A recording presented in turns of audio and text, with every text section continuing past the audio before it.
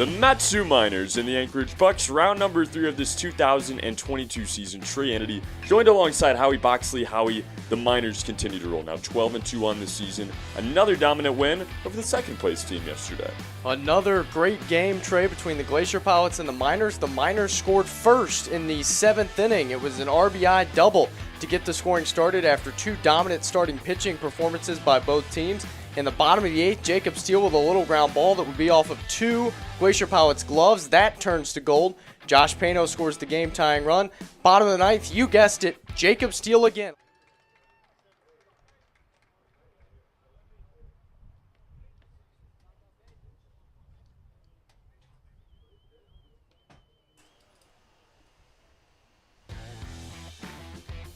Matsu Miners Baseball is brought to you by Napa Auto Parts, Alaska Airlines, and RC Detail. It's all about the details as we get started tonight. Casey Sinceri steps into the box to face Jackson Brockett.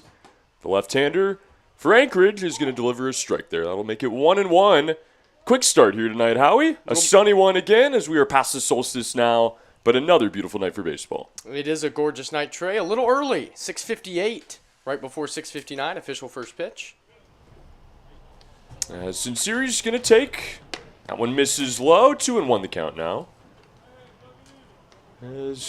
Might have missed out a little bit there on the open. Had to cut it short as this game did get underway a bit early tonight. But if you didn't see it, as that one is smacked right back up the middle, Casey Sinceri, the red-hot bat at the top of this lineup, will continue to keep it rolling here. He stands on first base, nobody out. Now Josh Pano, the only hitter above 400 to this point in the season as far as batting average goes, and a guy that had been batting near the bottom of the lineup, round the 8 hole, round the 9 hole. He is up to number 2 tonight.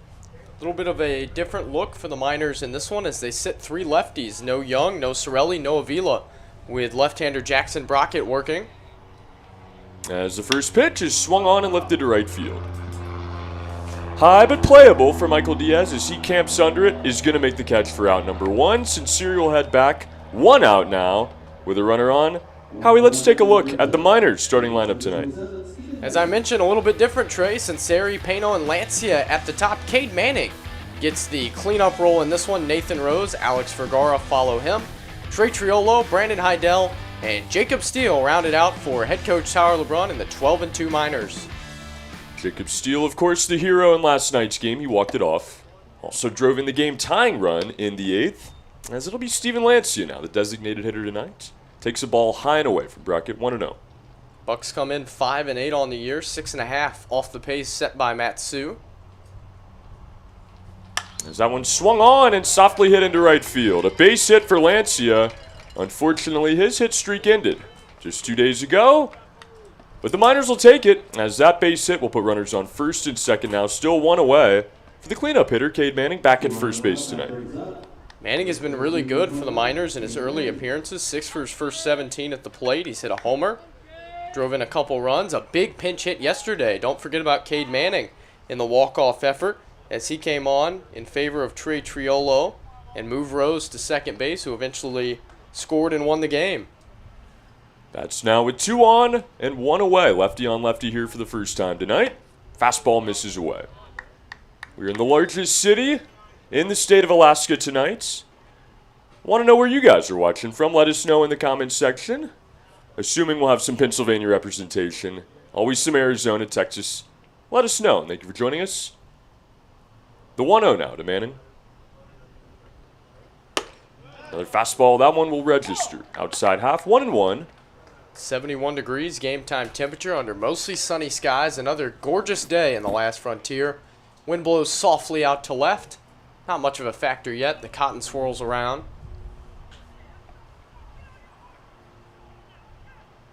Brockett looks back the runner at second, now delivers. That one swung on off the hands. It's hit out to third, on to second for 1, on to first.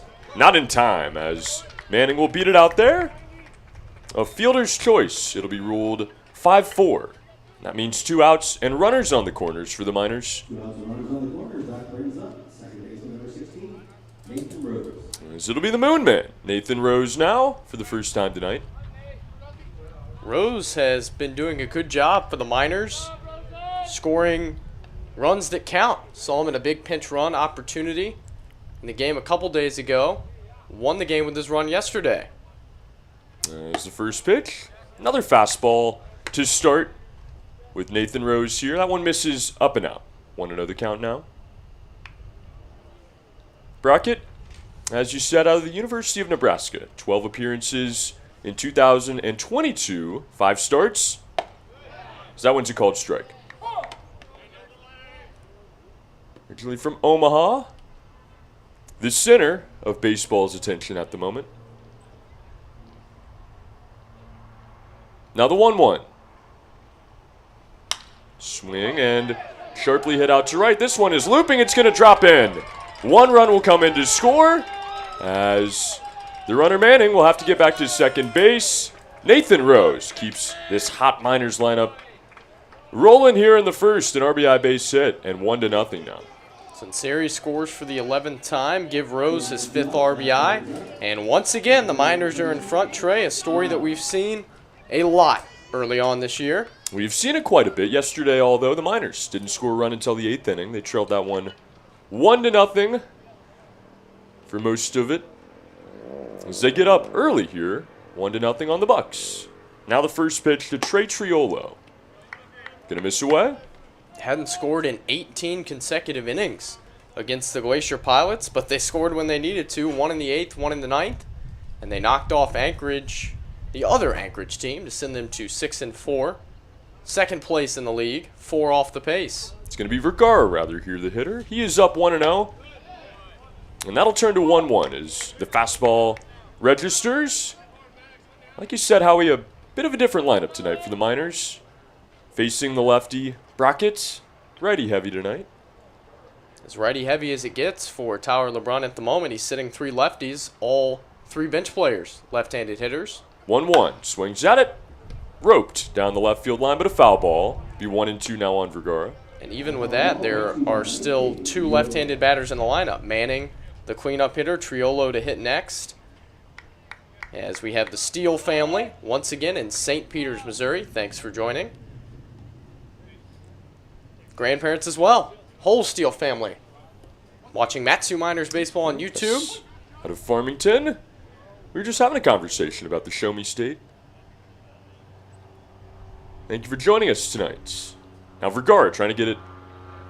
Continue the hot effort here in the first inning. A swing and a miss, but it's a drop third strike. He didn't realize it. Slow down to the first base bag. That gives the catcher tonight, Max Ortega, enough time to throw it on down. It is out number 3, but the Miners, an early lead here. They plate 1. We head to the bottom of the first inning. Don't go anywhere. You're watching Matsu Miners Baseball, presented to you by Napa Auto Parts.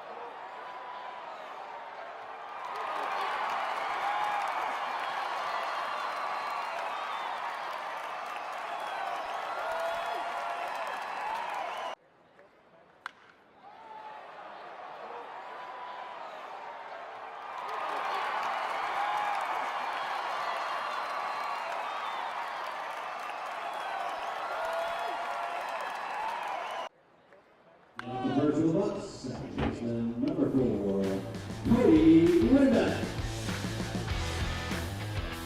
It'll be Cody Gribek leading it off here for the Bucs tonight. The left-hander will face Owen Lesh, making his first start for the Miners. As we get into this game, we'll see a pitch here, Howie, but let's take a look at our keys to the game.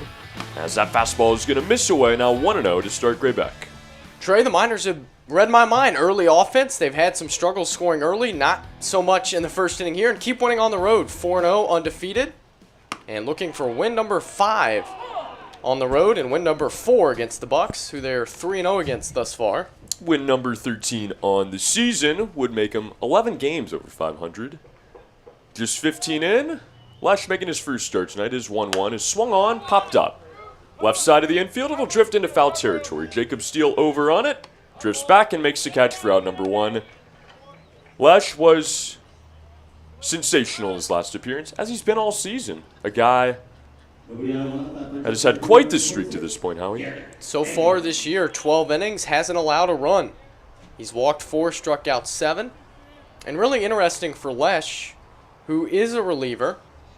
His last start was also in summer baseball. He's made 1 start at the collegiate level in summer ball, never at New Mexico. As he starts it off speed with Garrett Anglin, the center fielder. He's going to miss inside 1-0. And he started some games in high school, but it's just a different feel. Talked to him a little bit before the game. 1-0 is swung on, skied in the air, another pop-up, this one on the right side of the infield. A weird conversation goes down between Cade Manning and Nathan Rose. Rose is going to decide to make the play.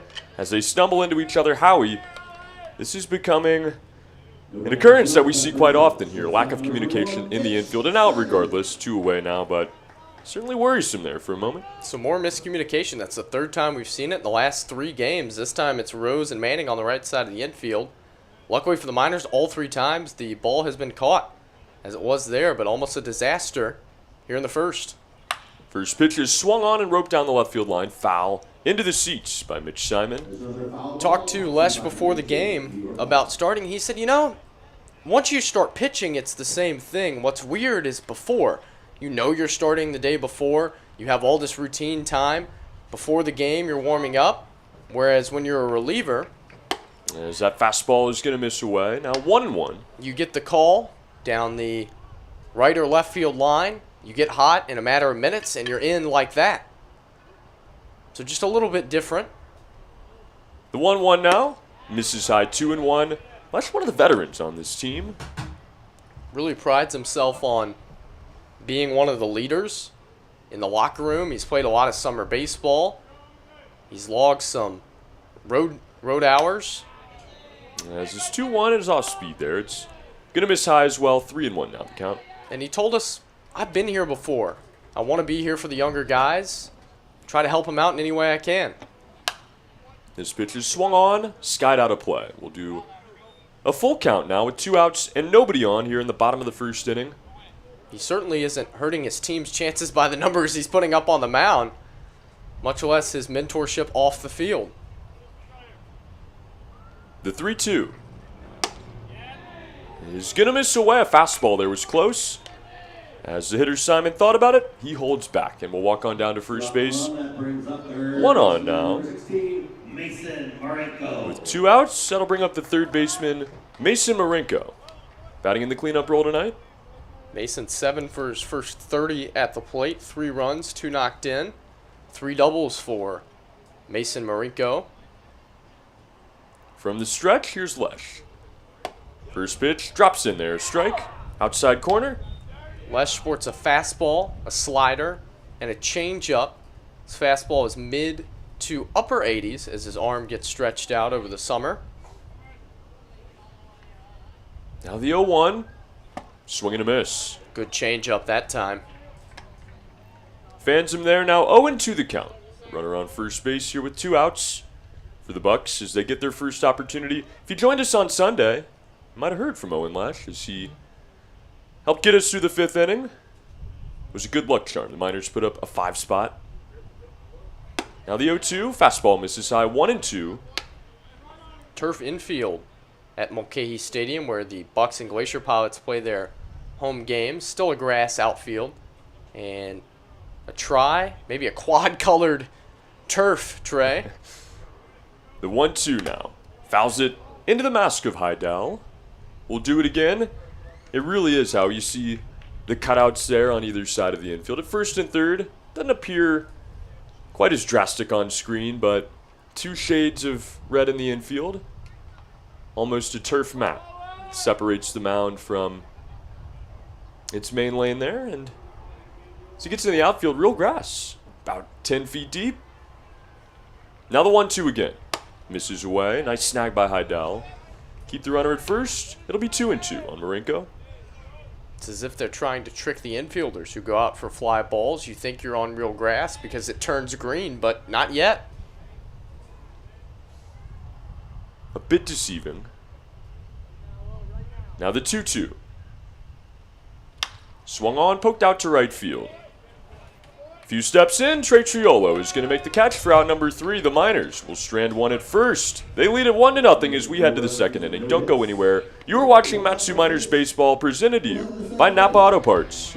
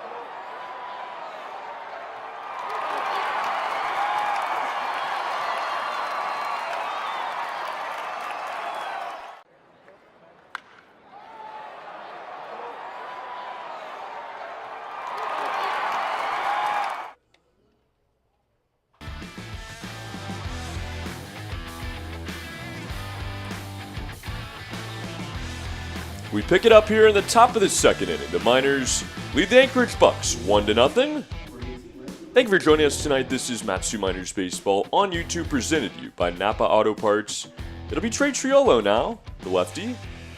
Playing right field tonight, steps in for his first at bat. Jackson Brockett from the windup. First pitch is a called strike.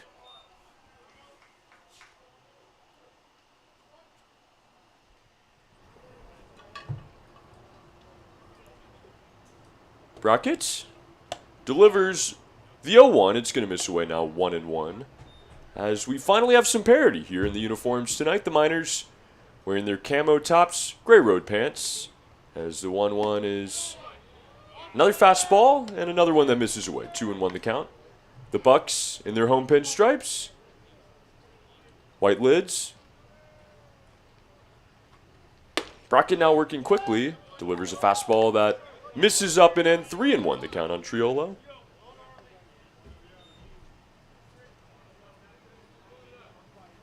Brockett a quiet motion.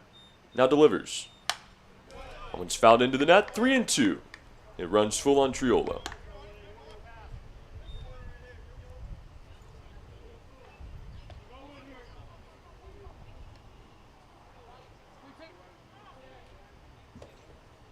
From the windup. That one's poked foul again as Triolo initiates the battle here with Brockett.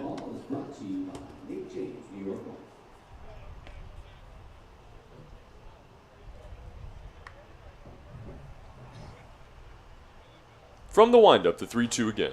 Swung on, hit out to second. A roller, Grebeck with it, on to first. An easy out number 1, goes down Triolo. That'll bring us to Brandon Heidel. Trey, it's so interesting for head coach Tyler LeBrun, the rest of the staff. It's as if we see a new lineup every night, yet the Miners continue to win. First pitch to Heidel, got a piece of it into the mid. It'll be 0-1.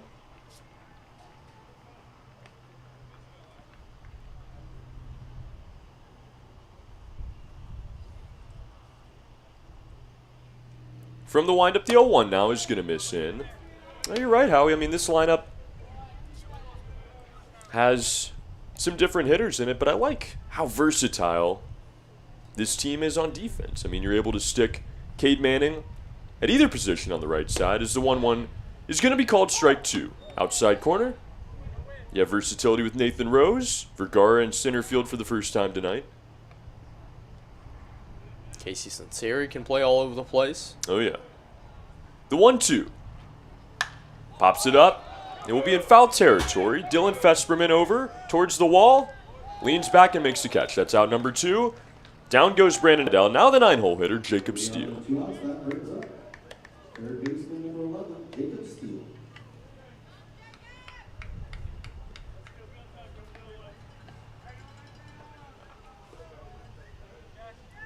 Gorgeous day. Almost a cloudless sky. As that fastball late called strike 1 on Jacob Steele, the hero from last night's game. But apparently not the case in Wasilla. Our friend Mark Kreisen is getting rained on again. He just is a walking storm cloud, Trey. Mark Kreisen, meteorologist, IT specialist on the side, maybe, as that one is shot down the right field line into the seats. It's 0-2 on Steele. Here's Brockett. Chops it. Slowly right side. Fesperman with it. He is going to tag the runner, Steele. Some theatrics there to end the inning. But it is out number 3. The Miners go down in order. They lead this one 1-0 as we head to the bottom of the second. Don't go anywhere. You are watching Matsu Miners Baseball on YouTube, presented to you by Napa Auto Parts.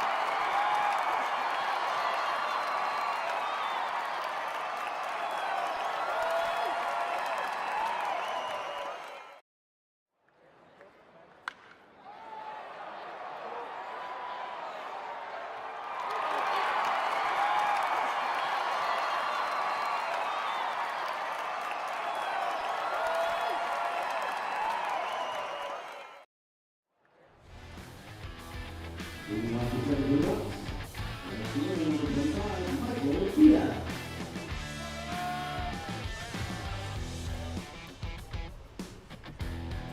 Time now for the bottom of the second inning. The Miners have a 1-0 lead over the Anchorage Bucs as we play here on this Wednesday evening. Owen Lesh remains on the mound.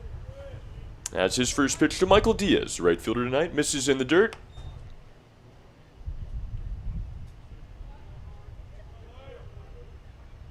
Lesh working almost exclusively out of the stretch here. His 1-0. High and in, almost hit him. It'll be 2-0. Owen expected to go about 3 innings or so in this one. Traditional opener for the Miners. The 2-0. Poked foul. Out of play behind home plate. It'll be 2-1 now. I think he's excited for this role. I think so too. He's ready for anything. Bridging this Miners staff is they try to get through this 8-game stretch now. Bit over halfway through. The 2-1. Another foul ball off the mid of Heidel. It'll be 2-2. That foul ball brought to you by Nate James, New York Life.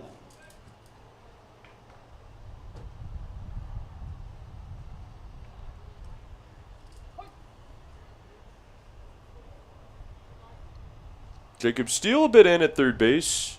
Rest of the infield playing straight up. This one swung on and driven well to right center field.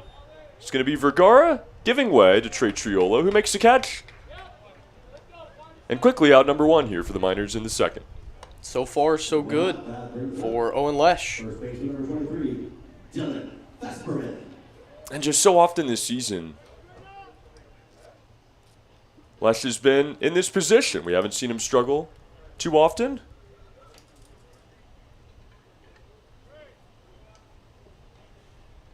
As it'll be Dylan Fesperman now. The first baseman takes a fastball in the outside corner. Fesperman, a home run off the bat against Michael Yates. That was back on Monday night. The only run scored in that game by Anchorage.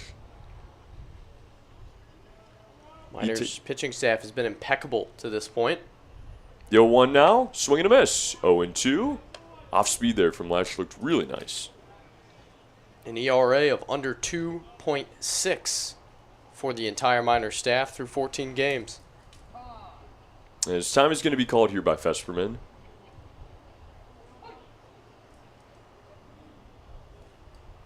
The 0-2. Swung on and roped over the head of the shortstop Pano into left field, a base hit. With one out for Dylan Fesperman, that'll bring up Alex Champagne, the left fielder. 1 out. That brings up left fielder number 7, Alex Champagne.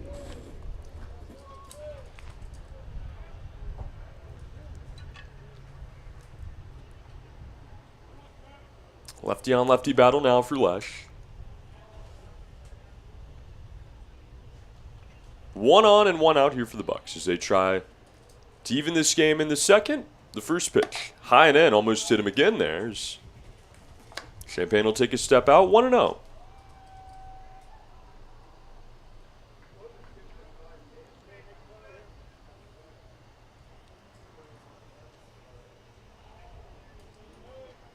No distances listed on the outfield wall here at Mulcahy Stadium as a pickoff attempt over to first. Runner is back. Just have to take your best guess. Yeah. I'm thinking maybe 390 to center. Sounds good to me. We'll call it 340 down the lines. That might be a little ambitious. That one's a called strike now. 1-1 on the lefty Champagne. Yeah, it looks like to closely resemble Herman Brothers Field, which is 320 down the lines. Another pickoff attempt. That one a little awry there on the throw by Lesh. But Cade Manning over on it. Runner is back.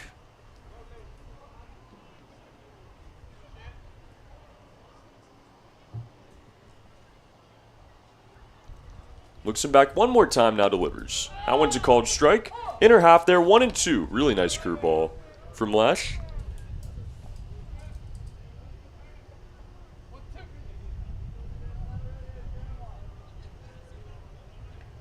Wind blowing out to left field. Now the 1-2. That one's going to miss high. 2-2 on Champagne. Toasty one here, Howie, with that wind blowing out as well. This is our 7th day in the month of June with temperatures in the 70s. 2-2 now. Fastball misses side, will run him full. Yeah, wasn't expecting this kind of weather, and from what we've been told by many, a local, this is not typical for the area, even in the month of June. The 3-2. Fastball misses high, another walk here. The second issued by Lesh. That'll put Champagne at first base. Fesperman at second. Runners standing there on first and second with 1 out for Dylan Mulpey. What did you say it was the other day, Howie? 84 degrees was the hottest it had ever been in the Matsu Valley? I don't know, yeah, somewhere in there. Mid-80s.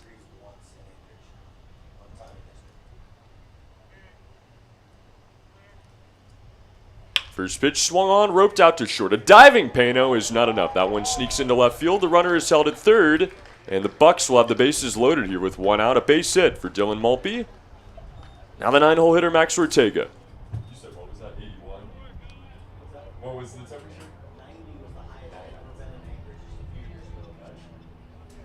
90 degrees.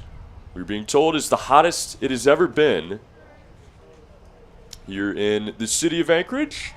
At the plate, number 9 and number 6 catcher Max Ortega. It's pretty hot, Trey, for somewhere so close to the pole. Yeah, we come from Alabama. That's what we're used to down there. Maybe not in Anchorage. Haven't seen that quite yet this summer, but it has been toasty. First baseman Manning in now as Ortega bats with the bases loaded. We're going to have to wait. Lech steps off. Looks back. Champagne at second. Nowhere to go, though, nowhere to go for Champagne. But Lech is back on the mound, and he delivers strike one to Ortega. Curveball outside there.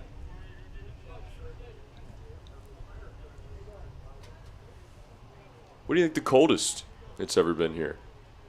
I think probably negative 30, 40. The 0-1. Misses low. 1-1, a point there from the catcher Heidel back at Lech. I think he hit his spot. Not good enough to pull the string on Ortega. It's just a little bit colder than we're used to, right? Yeah. We get those temps in the southeast sometimes. Maybe every couple thousand years. 1-1. In the dirt, blocked up nicely there by Heidel. It'll be 2-1 on the hitter Ortega as he bats with the bases loaded here. 1 out in the second. A 1-0 Miners lead as they try to protect it. Yeah, Trey, that's 30 below zero, not below freezing. Don't make the mistake. That's why we're hightailing it out of here come August. Might be safe until mid-October as the 2-1 is going to miss high now. 3-1. That's when they say the snow begins to pick up. Begins to start at least. Lech having all kinds of trouble here in the second. Single to Fesperman. Walk to Champagne. Another single to Dylan Maltby. He's behind Ortega here. 3 balls and a strike as the Bucs try to tie the game. Ortega, the righty, crouches the plate a bit. The infield playing him straight up, the outfield as well. Now the 3-1. Misses high, ball 4, and that will tie the game. As a run will come in to score, a 1-out walk of Ortega will bring us back to the top of the lineup. The bases will remain loaded as Heidel is going to give him a visit. Scoreless streak for Owen Lech ends at 13 and a third innings here in the first. Excuse me, here in the second. Yeah, an unbelievable streak. Would have been difficult to keep throughout the entirety of the season. And a different role tonight for Owen. He's having to adjust a bit. See if he can work out of this jam now. As we stand tied at 1 apiece. Oh man, negative 34, the coldest. 75. A year I would not have wanted to be here in Anchorage. Negative 34, that's a bit chilly.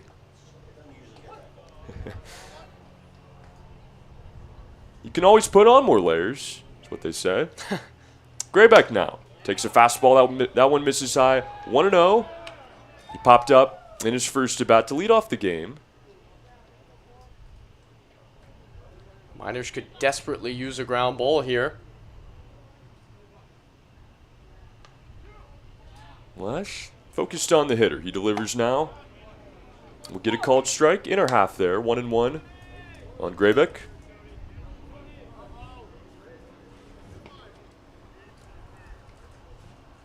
And some have told us they like the winter better than the summer.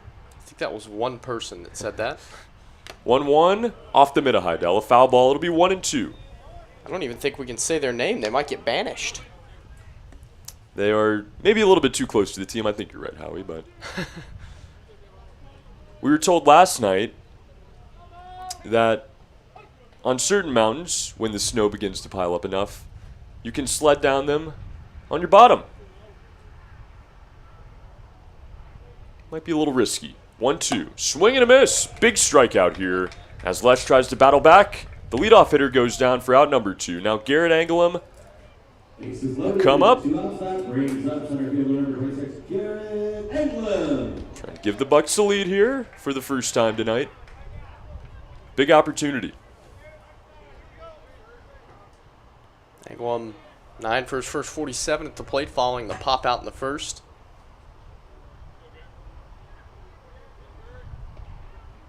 The pitch from Lech. We'll wait on it. as he steps off. Looks back the runner at second. Really interesting there from Owen. Nobody being held on by anybody. Yeah, we've seen it twice now. Champagne can't go anywhere, as I guess it moves up to Dylan Maltby on second base now. Maybe just sort of a reset for him, or trying to see if Anglem is going to bunt here with 2 outs. I don't know. It's mental warfare, Howie. Fastball misses low, 1-0 the count on Anglem. Flash floats up, delivers another fastball. That one's going to miss high, 2-0.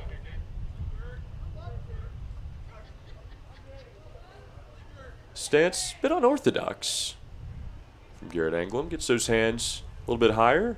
Leans back on that right leg as he gets set to face the 2-0. Swings at it, pops it up off the end of the bat. Drifting into right field, Triolo calls for it. He makes the catch. That is out number 3.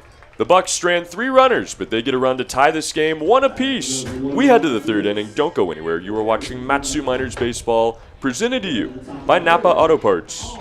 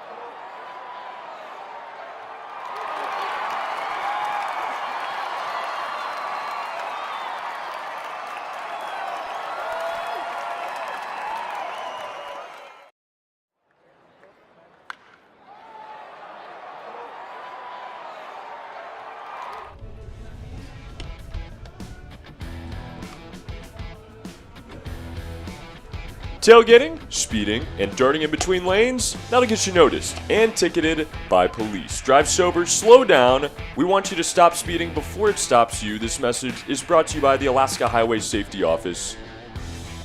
As we thank all of our proud partners for helping us get on the air tonight, we apologize for any video issues that you have encountered to this point. Hope it clears up as we come to you from Mulcahy Field, the pearl of the city of Anchorage. And we have a beauty of a game on our hands, 1-1.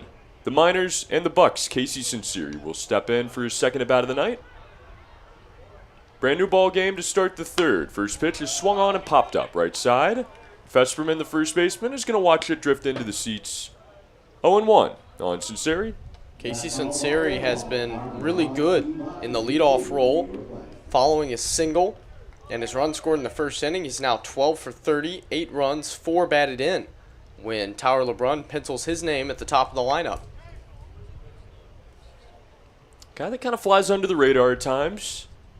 Sinceri can really do it all. We saw him at third base the last few games, back in the outfield tonight as he takes the 0-1 pitch high, 1-1.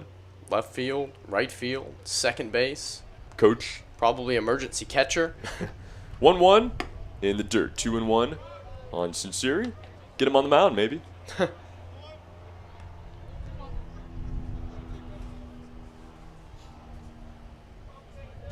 Whatever you do, you want to get his bat in the lineup. Is he'll take a 2-1 strike.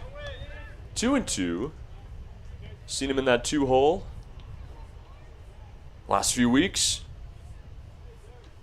As Brockett works quick, this one is swung on, grounded to the right side. The second baseman, Cody Grayback, with it on to first. That is out number 1 as Sinceri goes down, and now Josh Pano steps in for his second at bat. Pano, as I mentioned, not your typical 2-hole hitter. We've seen him at the bottom of the lineup for most of the season. Gets the promotion tonight.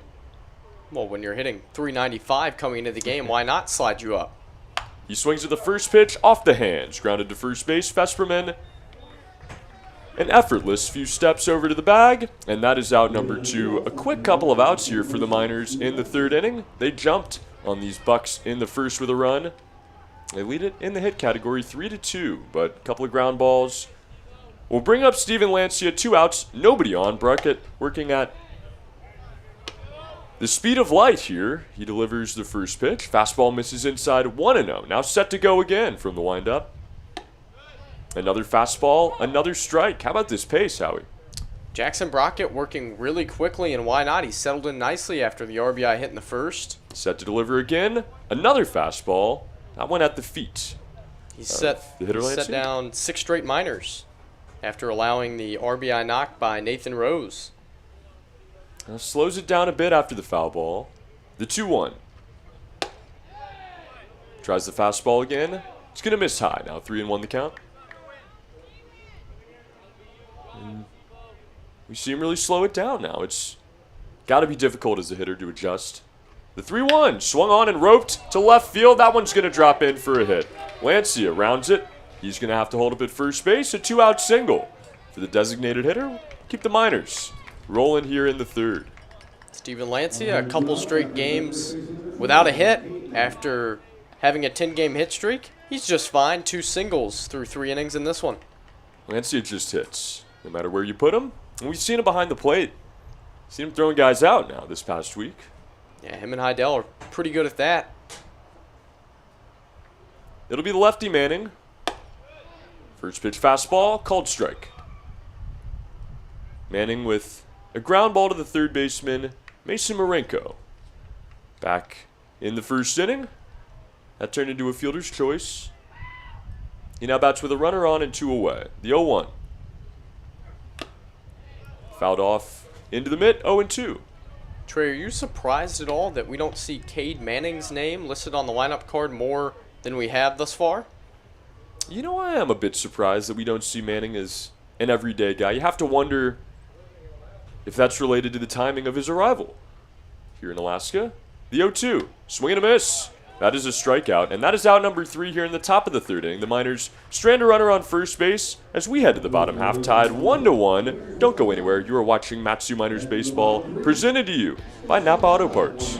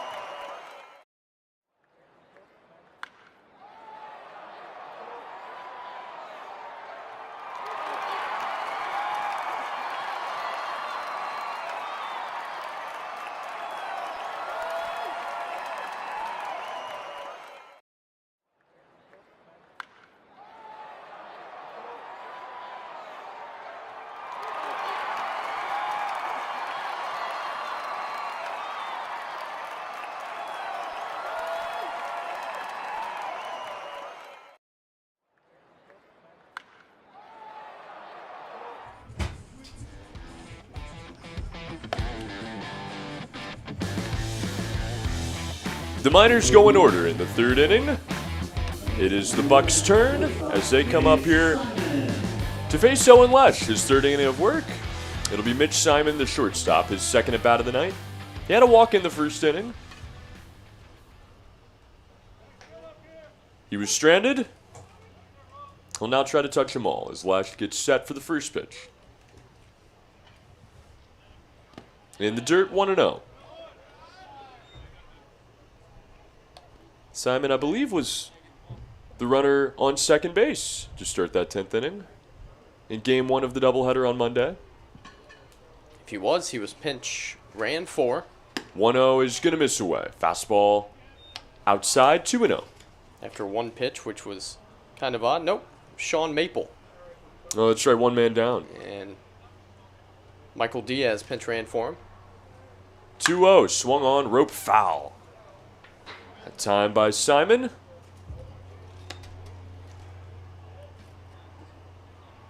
Foul ball brought to you by Nick James, New York Life. What a fun couple of games on Monday. Really was. 2 wins for the Miners, 2 one-run games. Right into the action. First game ended in 20 minutes. Yeah. 2-1 will register. 2-2 now is what looked like a change up there. Hits the outside corner.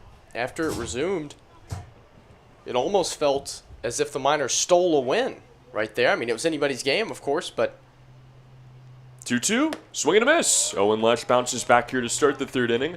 After giving up the run in the 2nd, a strikeout of Mitch Simon to start it. But everything just happened so fast, and then you had an additional win in the win column, and the Miners have continued to tally on since then as they are on their 2nd 6-game winning streak of the year. Can you believe that? On pace to clinch by the first week of July at this point. Now the hitter Mason Marinko takes a fastball high. Yeah, they could legitimately clinch a playoff spot sooner rather than later. It's a little bit too early, but they're 8 ahead of Chugiak. You only have to finish 4th in this league for a playoff spot. We are 14 games in with 26 left to go, counting this one. 1-0, pretty pitch there, drops in for strike 1. So check back in a week's time, and the Miners could be a few days away from securing a playoff spot. Yeah. Would love to see him go down to Kenai and have some success. 2nd team to go take on the Oilers. Down there by the river. As that one's a swing and a miss, now 1-2. Really excited to see what the series is going to look like in Coral Seymour Stadium that starts tonight between the Glacier Pilots and the Oilers. Oilers hosting a team for the first time. Anchorage down there for 5 games in 5 days. Same thing that the Miners will do from June 30 to July 4. 1-2. Misses outside. 2-2. Just seems like such a great bonding experience for these teams. It really is, and our general manager, Pete Christopher, that's what he said right away. I want to get the Kenai trip in early to bond the team. This team has had no problem bonding, obviously, but still, more can't hurt. I believe there's going to be a talent show for the first-year players, as that one would miss away there. Now 3-2 on Marinko. Swing and a miss again. Owen Lesh, another strikeout. Here in the 3rd inning, 2 of them in the frame, and now Michael Diaz comes up. Owen really showing his maturity here and why he's the leader on the team. He really struggled last inning as he allowed 4 straight base runners to reach, gave up a run, rallied for a couple of outs, comes out in the 3rd, back-to-back strikeouts to start it. That's what you want out of a veteran guy. Don't let the game get away from you. A fan of Marinko, nobody on, 2 out, and a swing and a miss from Michael Diaz to start his at-bat. He's really hitting his groove now. As I said, we're only expecting 3 innings from him. But at this pace, he looks like he could go 1 more. Been efficient. 0-1. Is called strike 2, that one. Bit inside, but it counts. And now 0-2 on Diaz. Never leaves the rubber. Holds it with his back left foot. Think he might go change up away here. 0-2. Pop foul. Went fastball high instead. Looks like he's wearing some turf shoes tonight. Yeah. So far in the at-bat, change up away, slider in, fastball high. See if he goes back to the changeup to try to fan Diaz. Shakes off one sign. Let's see what they decide on. The 0-2. Up and in. As that'll be ball 1. Slight check swing there from Diaz, but looked like a changeup that stayed high that time.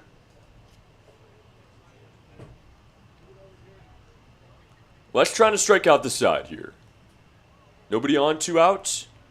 And the 1-2 to Diaz. Just got a piece of it. He stays alive. We'll do it again.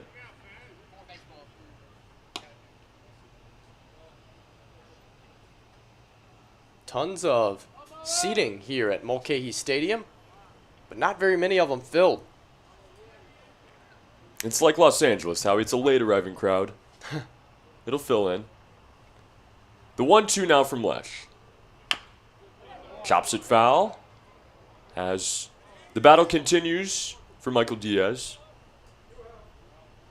Really a pretty stadium here. Obviously the turf maybe went through several stages to bring it all together. But many different seating options, some club levels, and a beautiful stadium with its backdrop. 1-2, fouled off again.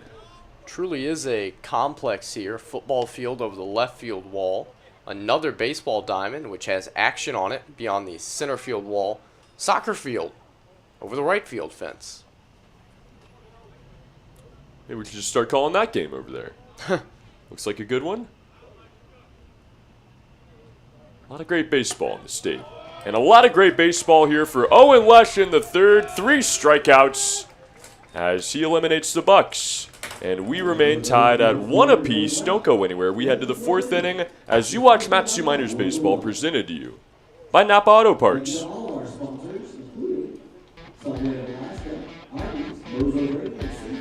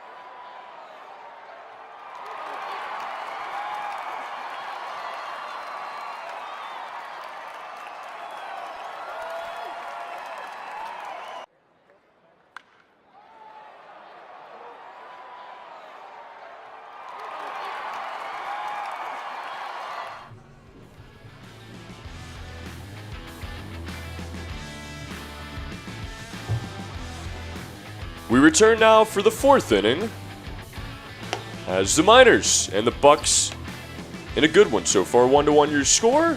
And I will now turn it over to Howie Boxley to take you through the middle innings of this one. Thanks so much, Trey. Nathan Rose leads off here in the 4th inning for the Miners. They scored 1 time in the first. The Bucs answered with one of their own in the second.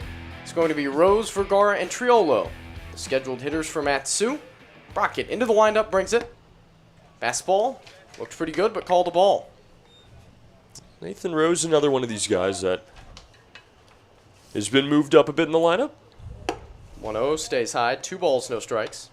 5th tonight. Already took advantage, Howie. Had the RBI base knock back in the first.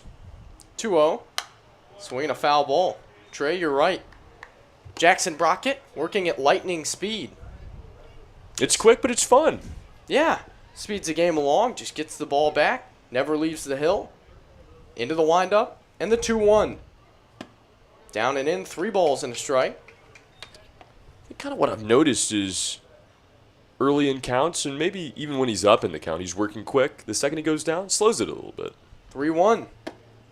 Lost Nathan Rose, leadoff walk here in the 4th, promising start for the Miners. And we know that the plan is to send Owen out for 3 and then turn it over to his reliever. We may see that. We may not with that 3rd inning from Lesh, but it'll be interesting to see how far Jackson Brockett can go in this game. Alex Vergara, the batter, 1 on, nobody out in a 1-1 game. Bullpen's not exposed at Mulcahy Stadium. First pitch to Vergara. Downstairs, Brockett's missed with 5 of the 6 pitches he has thrown. Here in the 4th, there is someone warming up down the right field line. Looks like Daniel Frake. Just got a look at the number. I think he just started loosening, though, so maybe one more inning for Lesh. 1-0 pitch to Vergara. Healthy lead for Rose. Pickoff attempt. Rose saw that all the way. He's back standing up. I feel like we've seen Frake relieve Lesh a good bit this season. Kind of been a nice 1-2. Daniel Frake hasn't pitched in 3 days. Saw him on the 19th against the Chugiak Chinooks. That was on Sunday. Miners have been playing a lot of games recently. 1-0 to Vergara.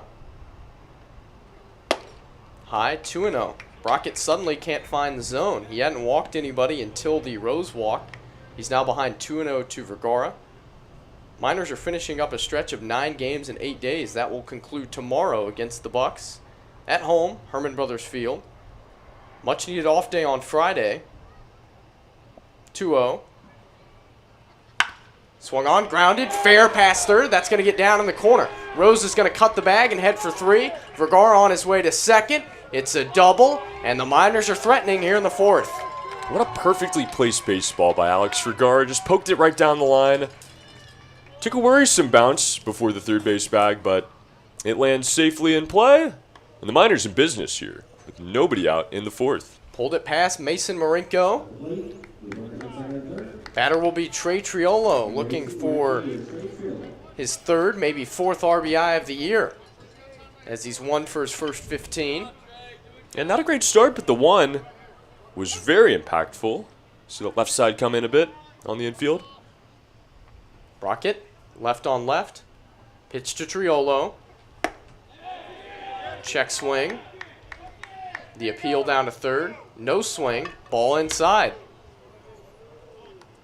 First baseman Fesperman was in on the different colored turf. Can't call it the grass, but it is where the traditional grass would be. Now he backs off a step. Pitch from Brockett. Fastball strike.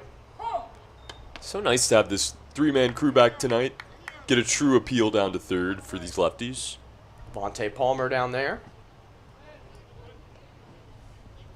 Brockett tucks the glove. Comes set. Delivers the 1-1. Misses low. What's gone wrong for Jackson Brockett here in the 4th? He looked pretty good through 3 innings. Well, you know, Brockett, the kind of guy I think can work out of this, but just hasn't had that same edge of control that we saw in the first third of this game. Stuff still looks nice. Pop in the mitt, but can't locate it quite the same so far. 2-1 pitch to Triolo. Missed outside. Tight zone here for Brockett. I was going to say, you know, honestly, some of it comes down to the officiating here in the 4th inning. Hasn't gotten many of those calls on the corners. Triolo way ahead 3-1. Brandon Heidel, the batter on deck. 2nd and 3rd, nobody out. Leg kick and the pitch. Swing and a shot up the middle. That is going to get down. Rose is going to score. Vergara had to hold up to make sure it wasn't caught. RBI hit for Trey Triolo. The Miners are back in front, 2-1. Another nice breakthrough hit there for Triolo. Guy we've talked about all week. Had him in our keys last night as somebody that needs these kinds of hits. Hits that are going to give you confidence, going to get your team on the board. And, you know, we haven't seen the Miners surrender too many leads this season, Howie. I believe this is maybe only the 3rd one. All year might just be the 2nd, even. And the other one, too, these very Bucs. But they battle back and regain it here in the 4th. Let's see if Heidel can add on. Looking for a big inning. They had one last time they were here at Mulcahy Stadium to face the Bucs. First pitch to Heidel with runners on the corners. That one is called a strike over the outside corner. Heidel, a guy that has told us time and time again these last few weeks, he just wants to keep it simple. He's trying to stay patient. I think in situations like this, we have to keep it simple the most.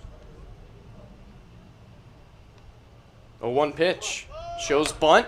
Pushes it to the first base side. That is a beauty. Give Brandon Heidel an RBI. Nothing the Bucs can do as Vergara comes home. Wow. Excellent bunt by Brandon Heidel. How about the strategy here from Tyler LeBrun? You have your catcher batting. This is a guy that might be a decent bunter, but you know he's not a fast runner. It would be an automatic out and a deadly one if they decided to go to the plate first, but a perfect bunt from Heidel and another run. I mean, that was a picture-perfect push bunt. Jacob Steele bats, runner on second, 1 out, 3-1 Miners. Pitch is high. He pushed it right to the first baseman. Vergara had a good jump, was coming home all the way. The tag was applied to Heidel. SH, 3 unassisted in the book, and an RBI for Brandon. 1-0. Swinging a foul ball. Trey, plays like that are what keeps me coming back to the game of baseball. Just a beautiful play by Brandon Heidel. It's not the Peanuts and Cracker Jacks? No, I'm right there with you, Howie. I mean, the way that this team has been so selfless for each other throughout the season is amazing. That's a prime example of it there. Jacob Steele was the hero last night. Hit the ground ball that brought home the tying run in the 8th.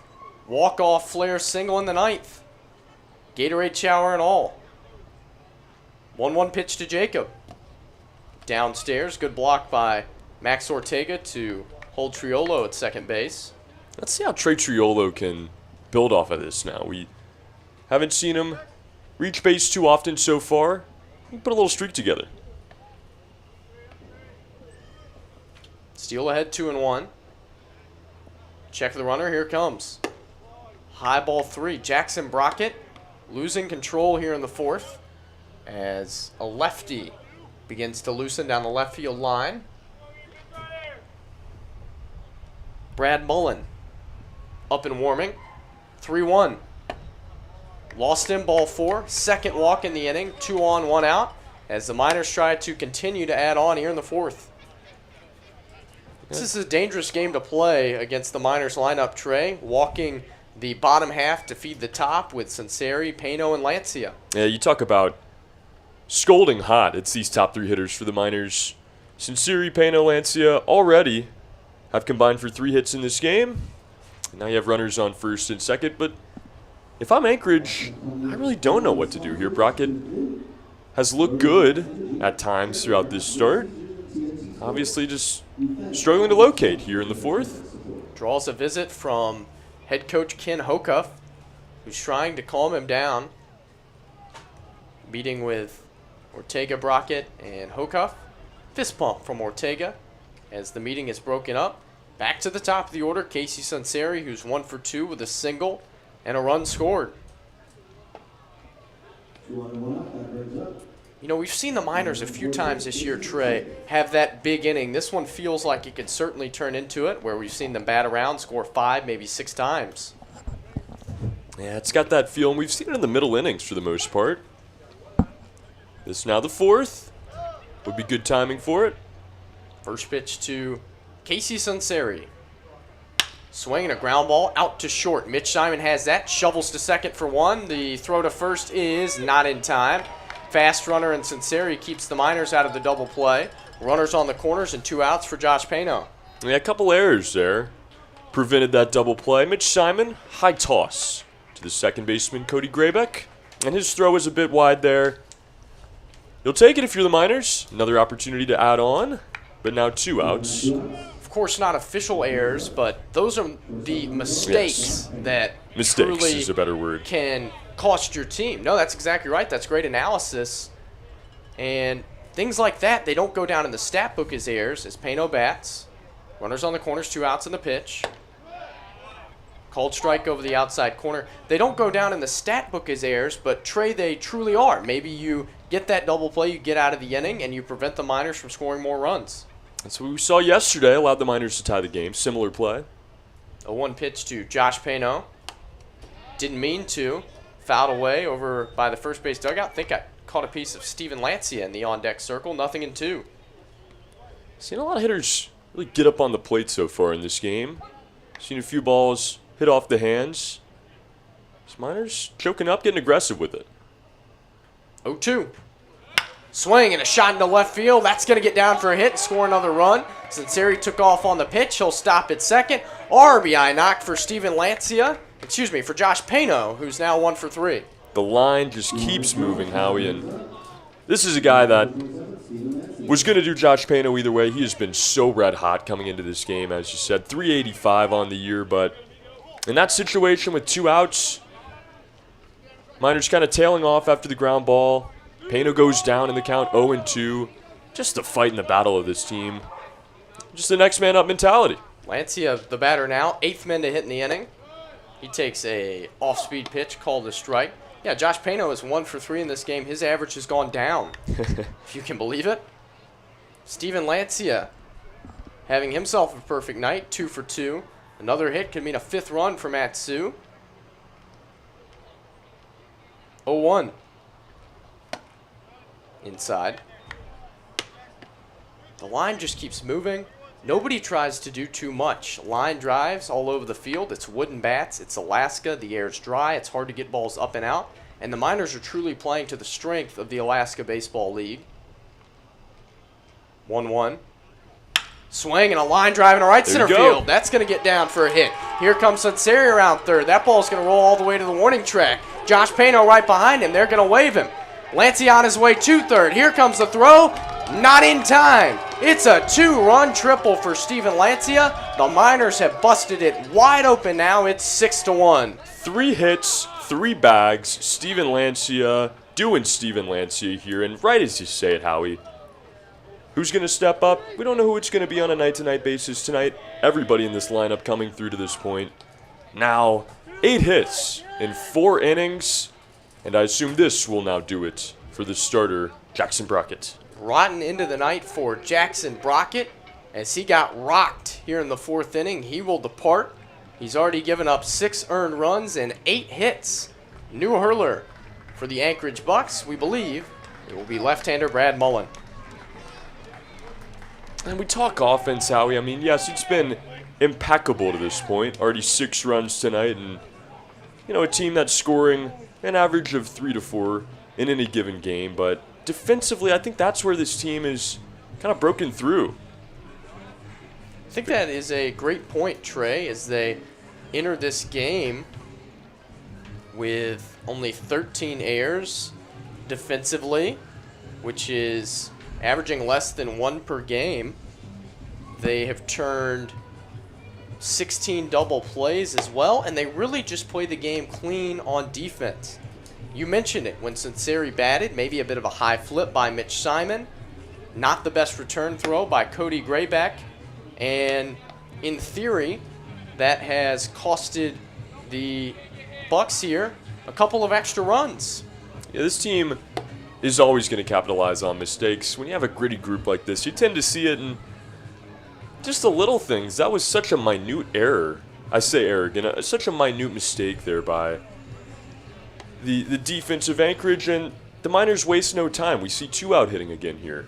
They put up 3 runs with 2 outs, and no matter the situation, Howie, I think the biggest thing is that this group never sees the moment as too big to succeed, and no matter who's up to bat, whether it's Jacob Steele last night, the 9-hole hitter, the smallest guy on the team, when he comes up, he knows he can hit, and he did hit. He got them a big win there, and tonight, I think that energy is just rolling right over.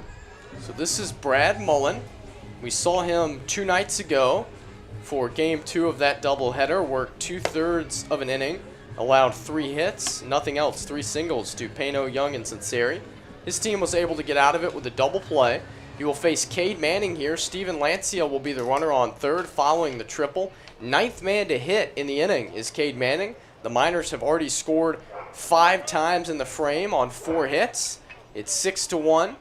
Brad Mullen out of Gonzaga University, originally from California, where he went to Damien High School. So much Gonzaga representation in this league. Left on left, swing and a miss by Cade Manning. Good fastball by Brad Mullen, a 6'3", 215-pound left-handed pitcher who had a 6.35 ERA at Gonzaga this year, made 12 appearances, 24 runs, 14 walks, 20 strikeouts for Mullen, who brings down and away. How about that, Howie? Max Ortega, the catcher there, fakes a pass ball as he kind of turns around, takes a few steps back, acting like he didn't know where it was to try to entice Lancia. Didn't work out. Lancia not fooled, 1-1. Up and in. Talked about it a couple nights ago if you watched us in that broadcast. Mullen, a funky delivery. It's one of the, I don't want to say unusual. Everybody's different, so it's not unusual, but 2-1, swing and a foul ball. it is certainly unique. He comes set, and then the left-hander almost throws the front of his body towards the plate, the right side of his body, and then brings the arm through after. It's like he's following through before he throws it. It really hides the baseball. While doing so, 2-2. Swing and a little flare down the left field line. If it's fair, it's going to score another run, but it is a foul ball. I think that is likely the point of the delivery. Of course, you never know. As you mentioned, everybody has different deliveries, whether that be on the mound, whether that be how they stand in the batter's box. But if I had to just take a guess at why Mullen is doing what he's doing, I would assume it has something to do with trying to hide the baseball. Yep. Another 2-2 with 2 outs. Swing and a miss. Mullen comes in and stops the bleeding, but not before the Miners score 5 times on 4 hits. They send 9 men to the...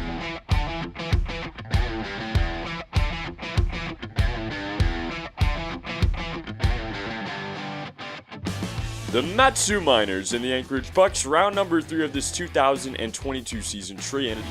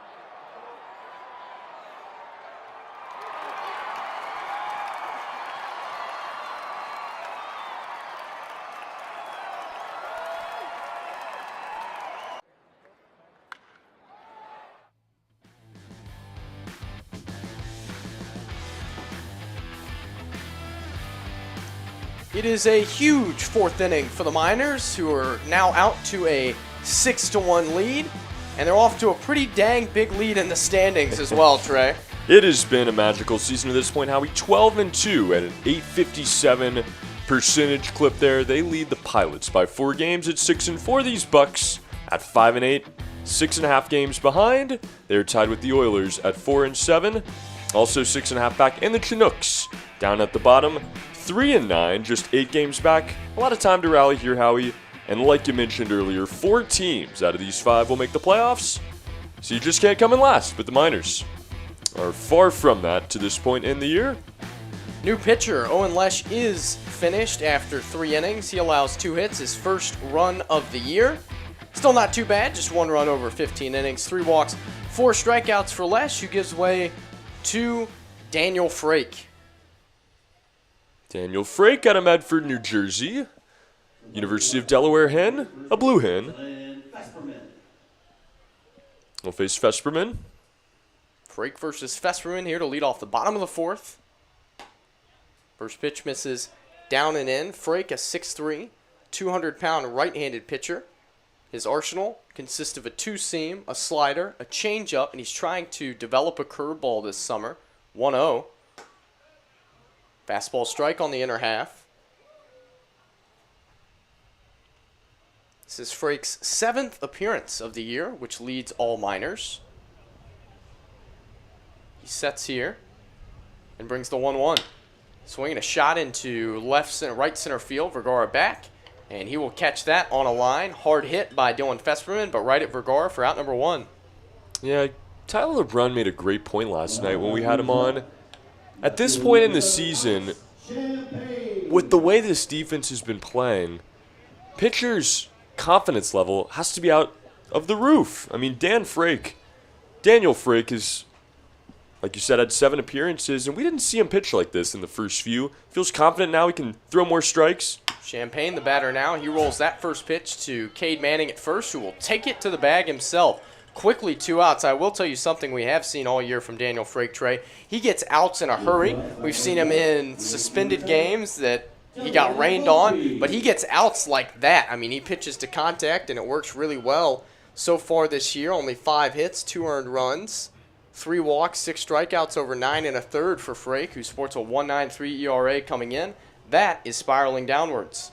When your team hits like this, Howie, you can throw that many strikes. You can throw to contact. Dylan Maltby bats, and first pitch is contact, foul past third. You know, if you let a solo home run every now and then, as we saw the last time these two met up, that is okay. You have confidence in your defense and confidence in your offense to make it up as well. And especially in this league with wooden bats, 0-1, swing and a miss, good off-speed pitch, nothing in 2. You're just not going to see very many home runs. You're just not. And the Miners have got together a group of players that hit a bunch of line drives. They throw a bunch of strikes. They put the ball in play. And that is a winning formula here in Alaska. 0-2 off the plate outside. Good waste pitch, we'll call it, by Daniel Frake, as Heidel was nodding his head at that. It's probably too oversimplified to say it, but I think it's a winning formula for baseball in general. If you get 9 guys that maybe aren't the all-stars of the league, the big names, but 1-2. 2-2 now. Guys that can play the game cohesively, guys that don't make a lot of errors, that find gaps. That's what you need to win. That's been the formula. Certainly has for the Miners. Winners of 12 of their first 14. 2-2. High ball 3. And I think it is really just a team effort. I mean, a perfect example of it, what Brandon Heidel did here in the 4th inning. A successful sacrifice. He picks up the RBI. That is so selfish from Heidel. 3-2. Swinging a ground ball out to third. Steele will charge that. He will glove it. Fair ball. Can't get the handle on it. And an awkward play for Jacob Steele will result in a 2-out base runner. Yeah, kind of caught in no man's land there. You saw him flip over the wrist to start. He decided to go with the backhand when the ball got there, and might have been a little too late. He loses it. 1 on and 2 outs. That brings up Scored a hit. number 6, Max Ortega will be the batter. There's Mark Christen back in the comments section. Not just the football field and the baseball complex. Indoor and outdoor hockey here as well. First pitch. Swing and a miss. Wow. Ortega was looking to launch that ball into the football field, but was way early as he got something off speed. Ortega has driven in the lone run for the Bucs to this point. RBI walk for him last inning. Frake checks on Maltby and delivers the 0-1. Stays high. That was nasty. Unfortunate for Frake that it misses a bit away. Really nice pitch there. All kinds of sports here at Mulcahy Stadium. I'm sure there's golf and disc golf nearby, and apparently sledding down the mountains, which you can do. 1-1. Misses low. We 2 don't balls and recommend a that. strike. I mean, that's for the extremists, the thrill seekers.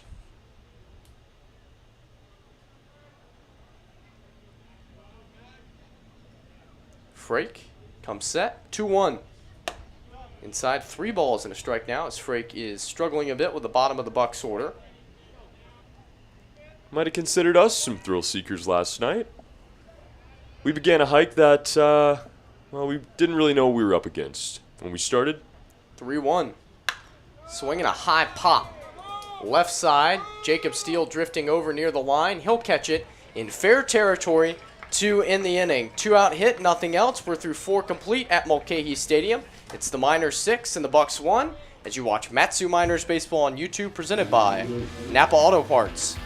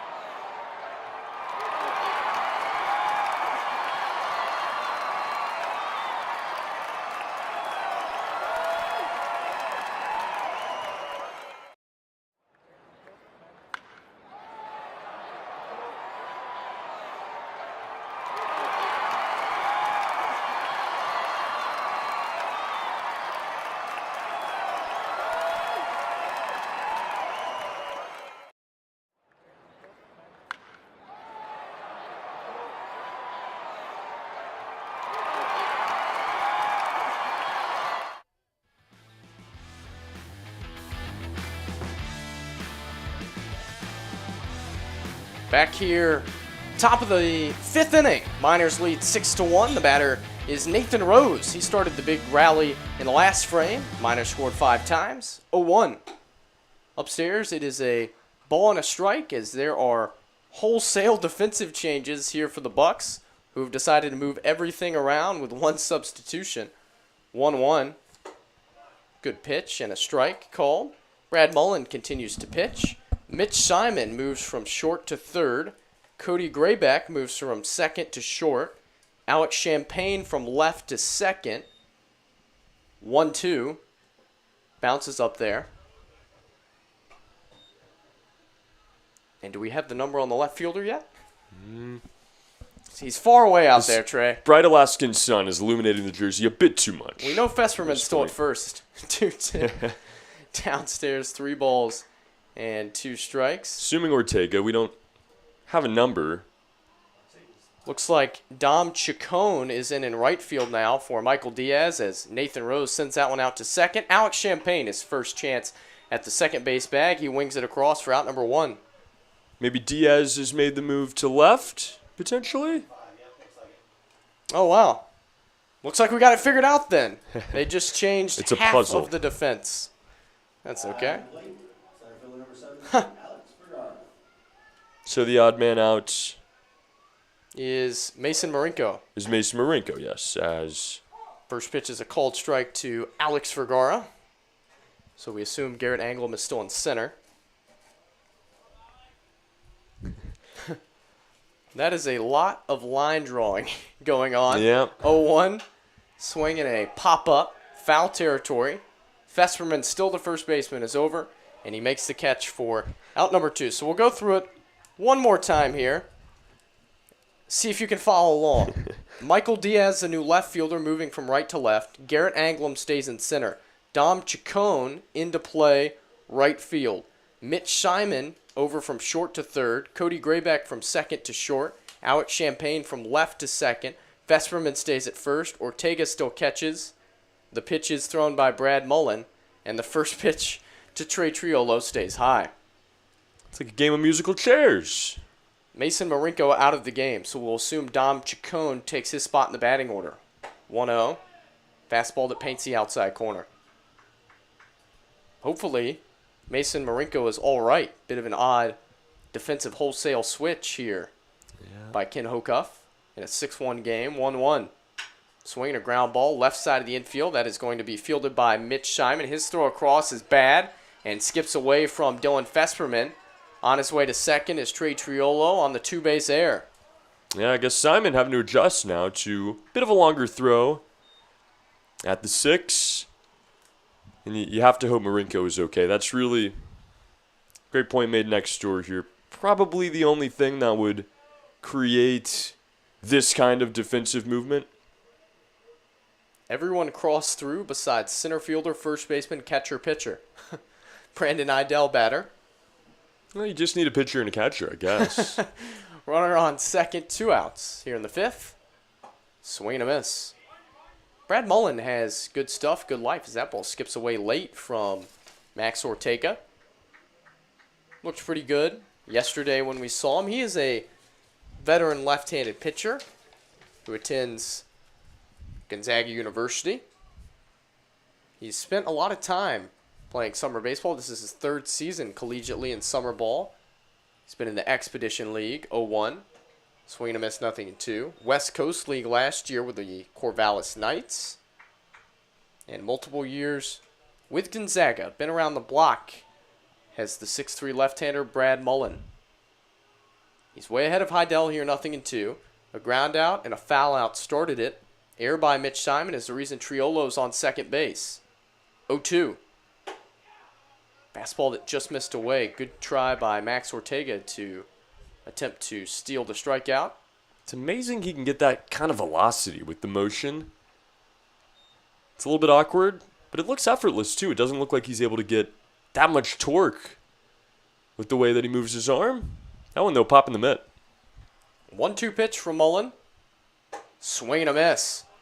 Blew it right on by Brandon Heidel. Nothing going for the Miners here in the 5th. We are halfway home from Mulcahy Stadium.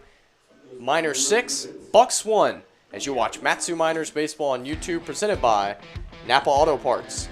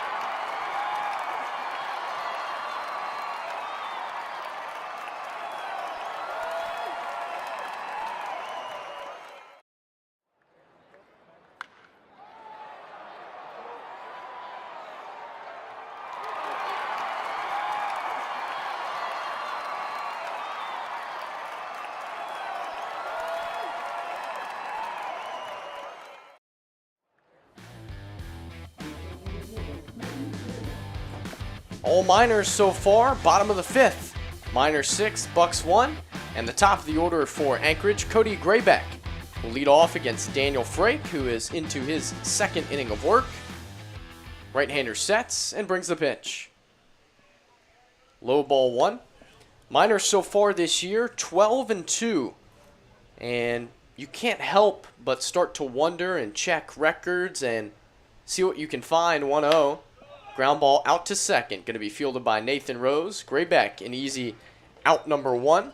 And when you look back, you see a lot of good teams in the Matanuska-Susitna River Valley. One that stands out, the 2015 team that went 34-11. Miners have the potential this year to have a similar pace. That team, Trey, 11 players drafted, 2 that made the majors. Eli Morgan, who is actively pitching for the Cleveland Guardians. Corbin Martin is on the 40-man roster for the D-backs, as that is a shot back up the middle and through by Garrett Anglem. Clean single here with 1 out.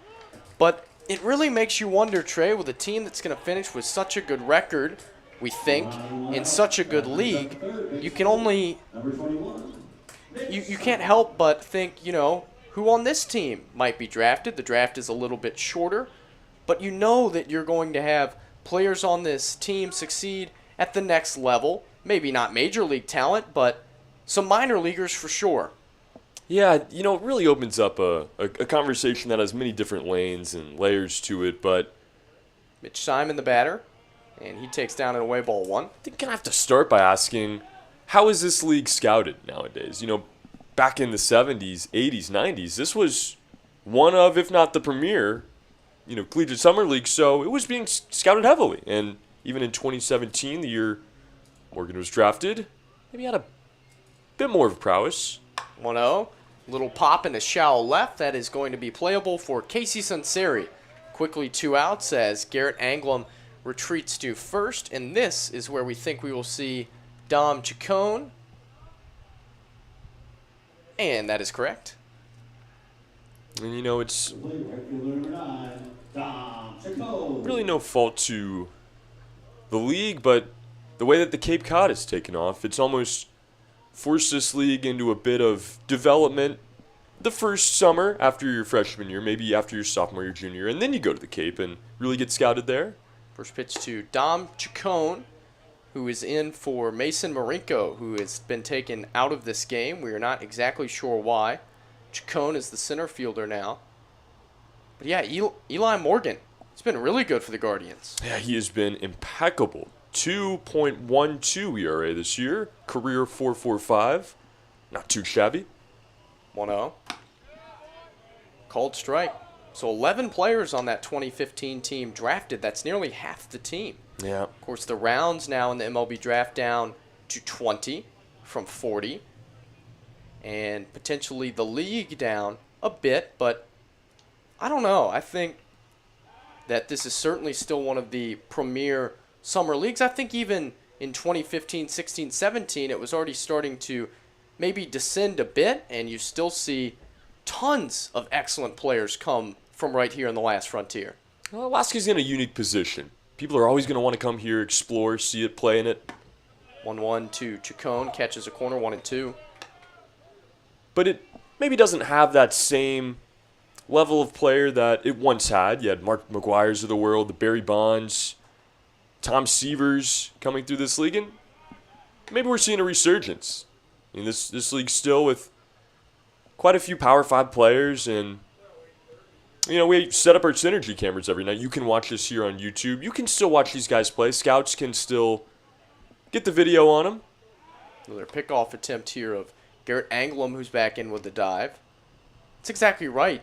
You have to think about the world of scouting and how it's changed. Technology has advanced so much. You throw up 8 cameras, point them at a field. Why would a scout pay $1,000 for a plane ticket to come to Alaska when he can sit at home in his lazy chair and watch the players on his laptop as that one misses high? Something I've always liked about the way this front office works, the way I've noticed it so far these first few weeks, is they'll always bring up the guys that have made the major leagues. Maybe not even the guys that drafted, and those guys deserve their respect and credit as well, but the draft used to be 50 rounds. It's not that big anymore, and I think the hunt to get to the big leagues is still as competitive as it was. Runner goes on the 2-2. Doesn't matter. Swing and a miss by Dom Chacon. Daniel Frake has worked 2 scoreless innings. We are off to the 6th. Miners 6, Bucs 1 as you watch Matsu Miners Baseball on YouTube, presented by Napa Auto Parts.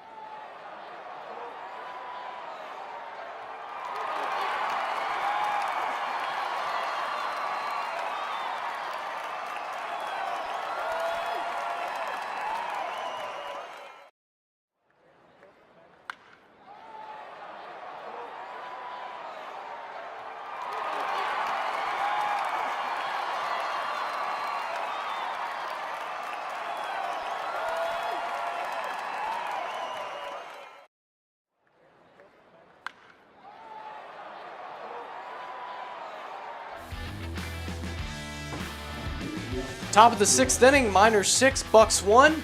Jacob Steele will look to strike more gold here tonight as he awaits the first pitch from Brad Mullen and pokes it down the right field line. That is going to be caught by Dom Chacon. But Trey, he definitely struck gold last night. Yeah, unfortunate timing there as he flies out on the first pitch. Wish he would have taken one for us so we could hype him up here a little bit more. But Jacob Steele, the walk-off hero last night, 2 runs batted in. The Miners only scored 2 runs. Steele had a walk-off walk. He walked in, I guess. Didn't drive in the run there, but came in to score on Monday. Back in the lineup again here tonight. Jacob Steele has struck gold. Casey Sinceri will bat for the 4th time. Mullen brings the first pitch down and in. Jacob Steele, another one of the players on the Miners team that just buys into the philosophy. Not scared to show bunt, not scared to put the ball in play. He's only struck out twice now this year as that pitch misses outside 2-0. And plays some good defense at third base as well. Oh, it's been elite. And we saw him struggle there earlier in the game, but he recovers so quickly. This is one of the highest confidence guys on the team. 2-0. Swinging a little shot to right field. Dom Chacon turned around. That's off his glove. He can't get there. It's up against the wall. Casey Sinceri will round second and head for third. He is going to slide in there. Throw goes high. Backed up nicely by Mullen. It is a triple for Casey Sunseri on a ball that wasn't played well at all by Dom Chacon. Yeah, an awkward play there on the relay as Alex Champagne moved over to second base. He started in left field, caught the relay there, and kind of had to double pump. I don't know if he didn't have the right eyesight or what was going on there, but he had to wait an extra second. Maybe he didn't realize he had enough time to try to make the throw to third. Nice backup work, as you said, by Mullen, though, to keep him there. Josh Pano bats as the Miners try to keep adding on to this lead. It stands at 5 runs right now, 6-1 the score. Pano, 1 for 3 in the game with an RBI and a run scored. Part of that big inning. Takes up and in. Was that first one a strike or a ball, Chancey?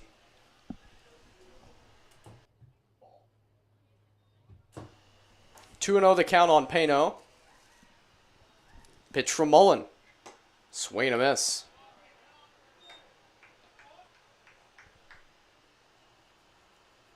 Yeah, how about that Champagne? Some nice hustle work there. Just into second base, already backing up the pitcher. 2-1 from Mullen. Generous strike over the inside corner. 2-2 now. See the corners come in here. Trying to keep this game at 6-1. There's a mercy rule. 10 runs after 7. Seen that put into play twice now for the Miners. 2-2. Good cut, fouled straight back. They've defeated the Chinooks 17-5 and 15-5 in 7 shortened innings. Some pitching problems, some serious pitching problems for Chugiak. Yeah. Seen 3 separate position players pitch for him as the entire infield comes in. And this ball is shot over the drawn-in infield. Josh Pano just keeps on hitting. He's going to chug for second. Here comes the throw. It's going to be not in time. RBI double Josh Pano, 7-1 Miners. Hit them where they aren't. Josh Pano there sees the drawn-in infield and places that ball perfectly. If the infield would stay where they were, it's probably an out, as that ball was lined right at third base. But the third baseman, Mitch Simon, now was playing in. And it's a run for the Miners, 7-1. That was unfortunate timing for the Anchorage Bucs as their infield was actually backed up a bit. And then they came in and Pano shot it over their head. First pitch to Steven Lancia misses inside for ball 1. Pano, 2 for 5. And the average back over 400. 1-0. Swing and a miss. He just hits. Finds a way. He really does. All kinds of line drives for Josh Pano, who now has 8 doubles on the year. That leads the team. 1-1 to Lancia. Outside, 2 balls and a strike. And just a guy that somehow is doing it quietly. I'm not sure how. He's hitting 400. He has 8 doubles, but it's just not the first guy you think of for some reason. 2-1 to Lancia. 3 balls and a strike now. It's just, you said it, Howie. He squares up the baseball. This is a true 400 batting average. We're not seeing him with weak rollers through holes. He squares it up. It's line drives. Swinging a pop foul ball by Steven Lancia off to the right. It's full now on Steven, who has a perfect 3 for 3 game working. 2 singles, 2 RBIs, and a triple for Lancia, who's trying to start a new hit streak tonight after having his 10-gamer snapped 2 days ago. 3-2 pitch. Fouled away. Yeah, no movement in the Anchorage bullpen. Brad Mullen being asked to eat innings here. Yep. Gonna have to trust in him no matter what happens. So you got a quick out of Jacob Steele to start the inning. Struggled since then. 3-2. Another good cut by Lancia, fouled straight back. We talked about this a lot a couple weeks ago in Chugiak. What does this mean for Dan Frake? You have to sit there 15, 20 minutes? Do we see him for a third inning? I think so. Nobody warming for the Miners. Probably Daniel Frake again in the 6th. 3-2. Ground ball out to third, fielded by Mitch Simon, who will look back Pano and fire a strike across for out number 2. Really fundamental there by Simon. Didn't just give him a courtesy look. Really stared him down, made sure he was not going to take the bag. Pano quite fundamental himself. Probably would have if Simon hadn't given him that last look. Thought about throwing at him, did Mitch Simon, as Pano was pretty far off the bag. Cade Manning, the batter here, 0 for 3 in the game with a couple of strikeouts. First pitch. Good fastball outside corner. Sun hiding behind some clouds off to our right. Other than that, nothing to complain about in Anchorage. 0-1.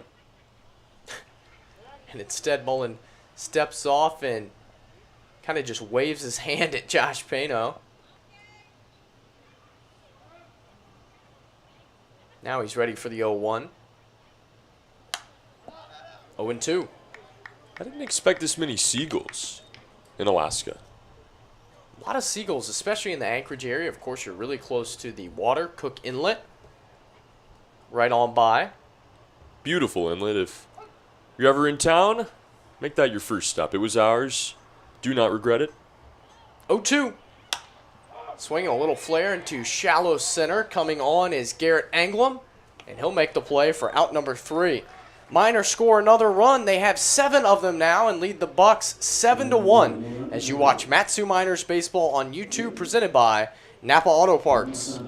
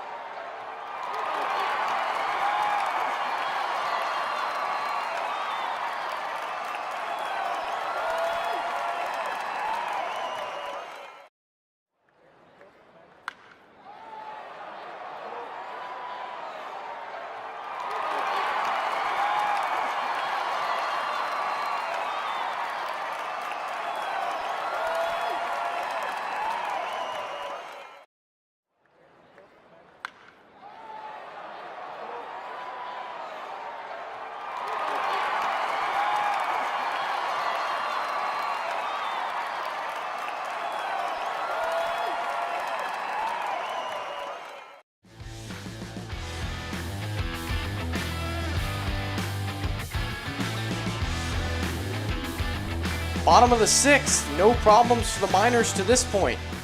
7 runs for them. They lead 7-1. They've out-hit the Bucs 11-4. Daniel Frake into his 3rd inning of work on Michael Diaz. First pitch is low for ball 1. Trey, we're going to get used to the names on the Anchorage Bucs starting today. The next 4 of 5 games, counting this one against the Bucs. Swinging a shot down the right field line by Michael Diaz. That's going to get down for a hit. Diaz will head for second. Strong throw comes in, but it's going to be just a bit late. Leadoff double for Michael Diaz. Yeah, really nice cut there by Trey Triolo in the corner. Knew it was going to be tough to throw him out at second base. Maybe a stronger throw, but nice effort to get down there in the corner. It is the Bucs tomorrow, an off day Friday. Chinooks at home on Saturday. Bucs Sunday, then away against the Bucs on Monday and Wednesday with an off day in between. Tons of Bucs coming up. And we started the week with a doubleheader against Anchorage. Yeah, just a bit of a strange schedule as Fesperman bats. Man on second, the pitch. Off-speed pitch, called strike. Played the Chinooks a ton early on. The Miners have already seen them 6 times. Then we get a heavy dose of the Anchorage Bucs. Of course, the 5-game road trip to Kenai, which makes sense. It's 4 hours away. You want to get all your games in when you're down there. But I'm a bit surprised that the beginning of the year doesn't see more of a mix between the Bucs, Glacier Pilots, and Chinooks. After all, they are all within 45 minutes of each other as the 0-1 misses away. Yeah, it's almost like they just go in rotation. You see a lot of one team, get used to them, and then on to the next. Another interesting thing that you see when you look on the minor schedule, as Frake checks on Diaz and brings the 1-1. Swinging a fly ball, shallow right field. That is going to drop in harmlessly foul. They are scheduled to play the Bucs 11 times and the Glacier Pilots 9, the Chinooks 10, the Oilers 10. I was talking to the head coach about that, and he said it's supposed to be 10, 10, 10, 10. So we're not sure if this is a scheduling error or if it's just an oddity in it.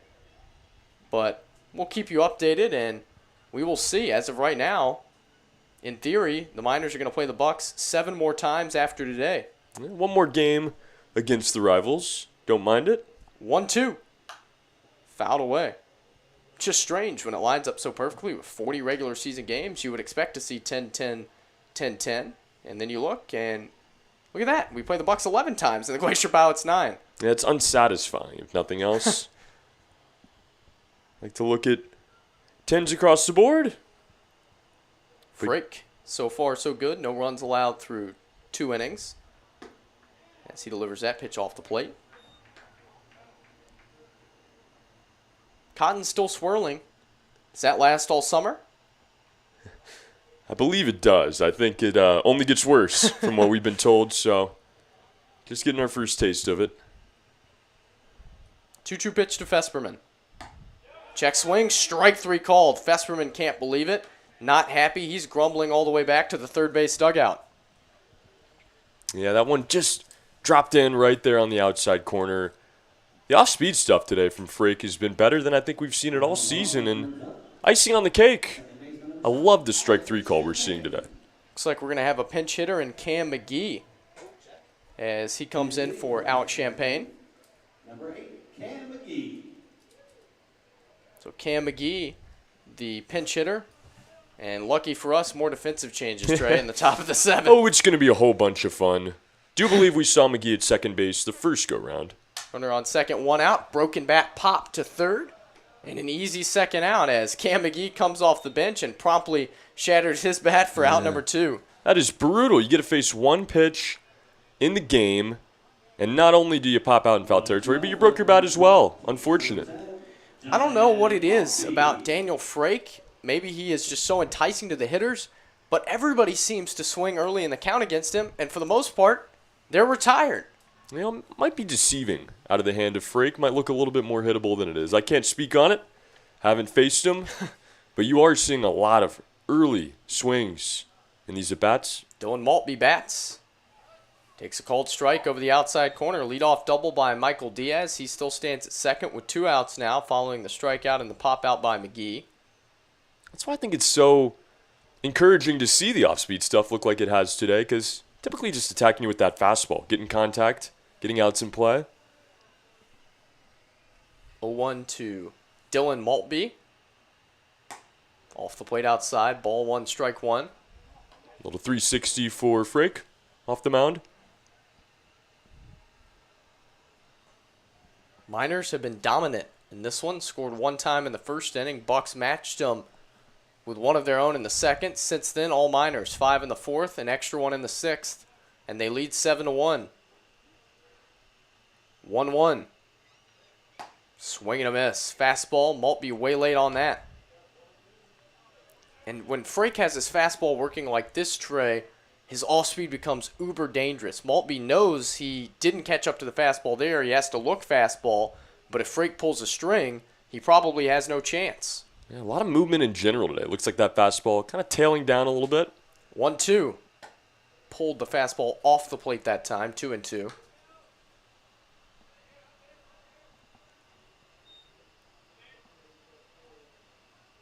I really don't mind the Cotton, if I'm going to be honest. It's not too bad, really. Just Still a bit odd. Still a rookie, but I kind of like it. It's pretty in the air sometimes. Makes it look like it's snowing. 2-2. Off-speed pitch at Miss Low. I might be crazy. I mean, this is first lap here, but it really does. Really thought it was snowing. We were up in the snow-covered mountains a few days ago. Hatcher's Pass. Beautiful area. 3-2. Fouled away. If you're here, check that out. Awesome Independence Mine. Yep. And if you want to do some rock scrambling, you can find a half-frozen lake. At least that's what it was 3 days ago, probably thawing out. Yeah. As Liam Hatakanaka jogs down the right field line. He might begin to warm up. Might see him next. He was excellent last time we saw him. 3-2. Swing and a miss. Daniel Frake has worked 3 scoreless innings. He's struck out 3 men. We are through 6 complete at Mulcahy Stadium. Miners 7, Bucs 1 as you watch Matsu Miners Baseball on YouTube, presented by Napa Auto Parts. All right, let's look at...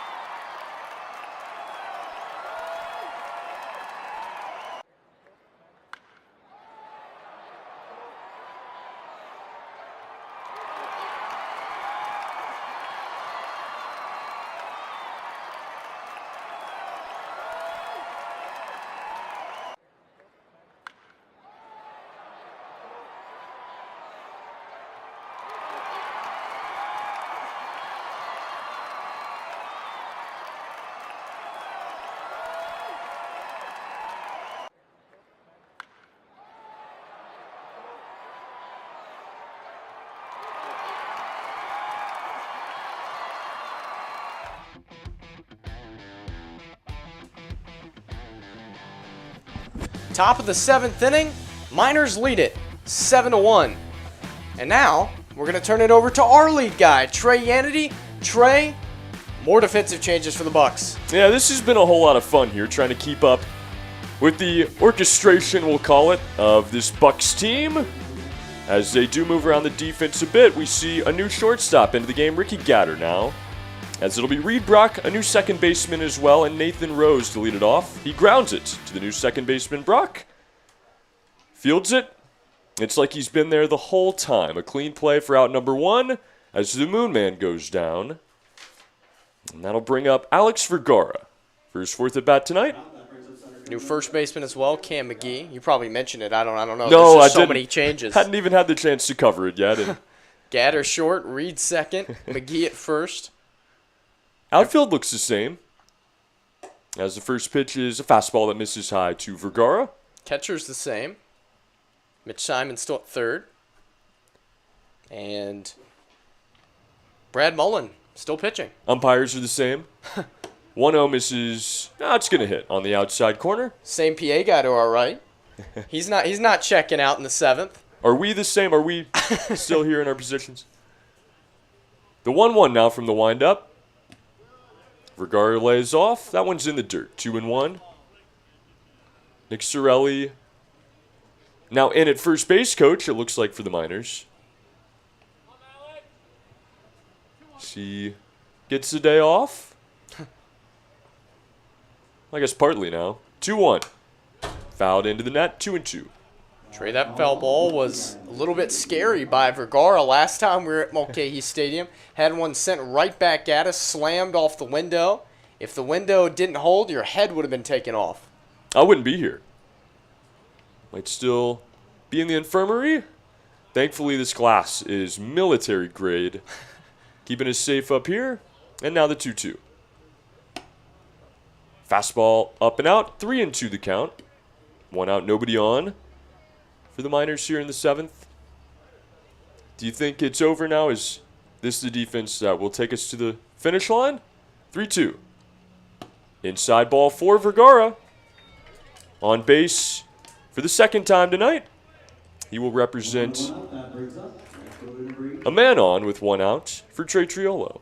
Trey Triolo. I would tend to say that, but Trey, there's still 4 guys listed as position players on the bench, so I wouldn't speak so soon. First pitch to Triolo. Big swing as he waves through it. What was so odd about it was the first time there was only one swap, really, in terms of players coming in. Everybody just shifted around. This time you saw the wholesale changes with multiple people taken out of the game. 0-1. Curveball misses outside 1-1.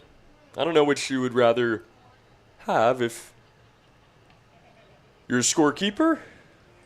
Alex Champagne no longer playing. Cody Grayback no longer playing. Dylan Fesperman no longer playing. 1-1. Swung on, fouled out of play. It'll be 1-2 on Triolo. Mason Marinko no longer playing. He was the first player taken out of the game in the 5th inning. Are we sure there's 9 guys still on the field, Howie? Bucs roster's deep. I don't know what to tell you. The sun begins its long descent here at Mulcahy Stadium. On the second longest day of the year. Or is it the other way around? was gonna Is say, that- how is does that it work June now? 20? I don't know. Or June 20 and June 22nd, Maybe the it's same length? Maybe it's equal. Yeah, I was going to say now the 19th and the 23rd, I guess, line up. I don't know. 1-2. Inside. It's going to be called strike 3 on the inner half. Triolo not happy with it. He goes down for out number 2.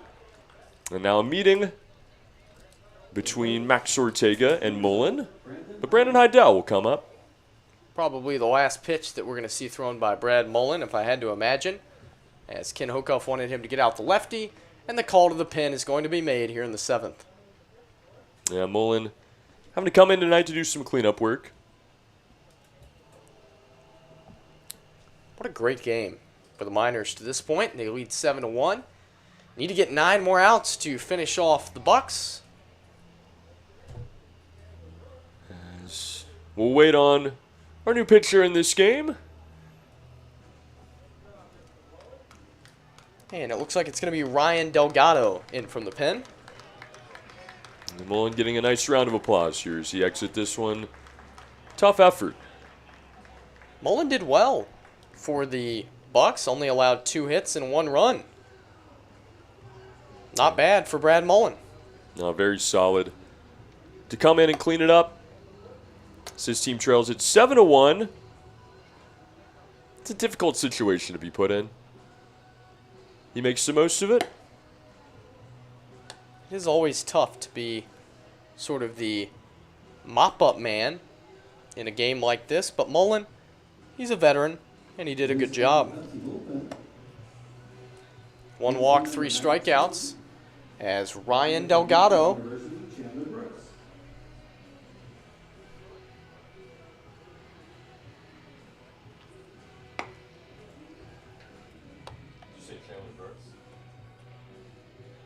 Looks like it might be Chandler Brooks here. Sorry, I can't read numbers, guys. That's a 9, not an 8. I thought it was Or an is it 8 as an 8? well.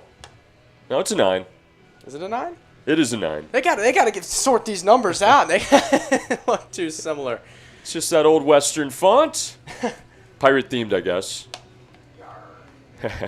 So Sound effects. right-hander Chandler Brooks instead. It's tough in a 7-6 run game, Trey. Yeah. And it's difficult too, Howie, that this Anchorage team has to be named the Bucs. The more I think about it, this is the Miners' rival, and as you know, I'm a massive Pittsburgh Pirates fan, so during the afternoon I say let's go Bucs, but at nighttime, unfortunately, gotta say the opposite. Yeah, that'll get you kicked out of the booth here. It will. It's just what I gotta live with at this point. And Brandon Heidel is gonna live with a new pitcher. He'll be the first to face him. There's 2 outs and a runner on first base. It was Alex Vergara who drew a walk. He stands down there. There's the catcher tonight. A very important moment in this game. He had a safety squeeze in the 4th inning. As he swings at the first pitch, pops it up. That'll drift foul behind home plate.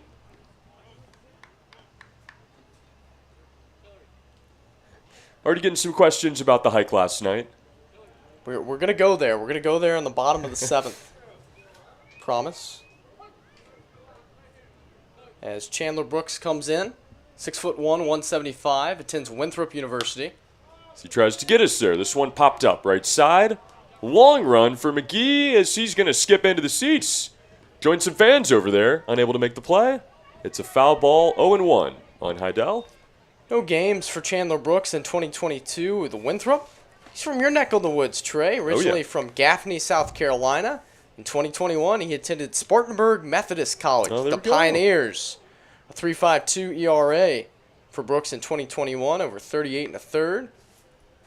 27 walks, 37 strikeouts for Chandler.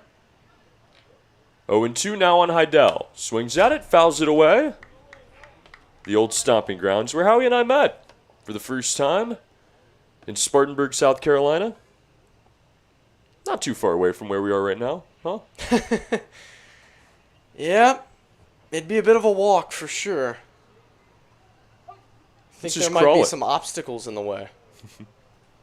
Could get there by land if we really wanted to. The 0-2 now. Runner goes for second. This one's in the dirt. Throw down is on a hop, and it's not in time. Vergara takes second base. He picks up the bag and is now in scoring position with 2 outs and a 1-2 count as that one misses low to Heidel. Second swipe of the year for Alex Vergara. Brooks spent 3 years at Spartanburg Methodist College, 2019 through 2021. Quite the JUCO they've built there. Now the 1-2. Vergara looked back at second. This one is grounded up the middle, off the glove. But a recovery from the new pitcher in this game. And it is out number 3 as the Miners strand a runner on second base. They remain with a 6-run lead as we go to the bottom of the 7th inning. Don't go anywhere. You are watching Matsu Miners Baseball presented to you by Napa Auto Parts.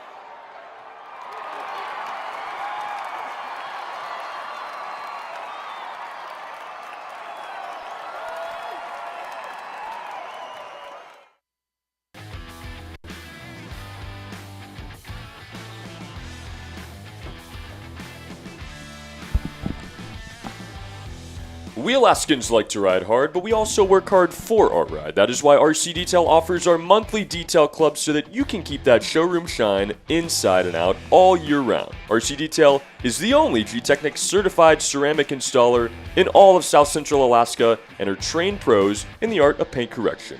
Go to rc-detail.com to learn more because your vehicle deserves the best. RC Detail, it's all about the details.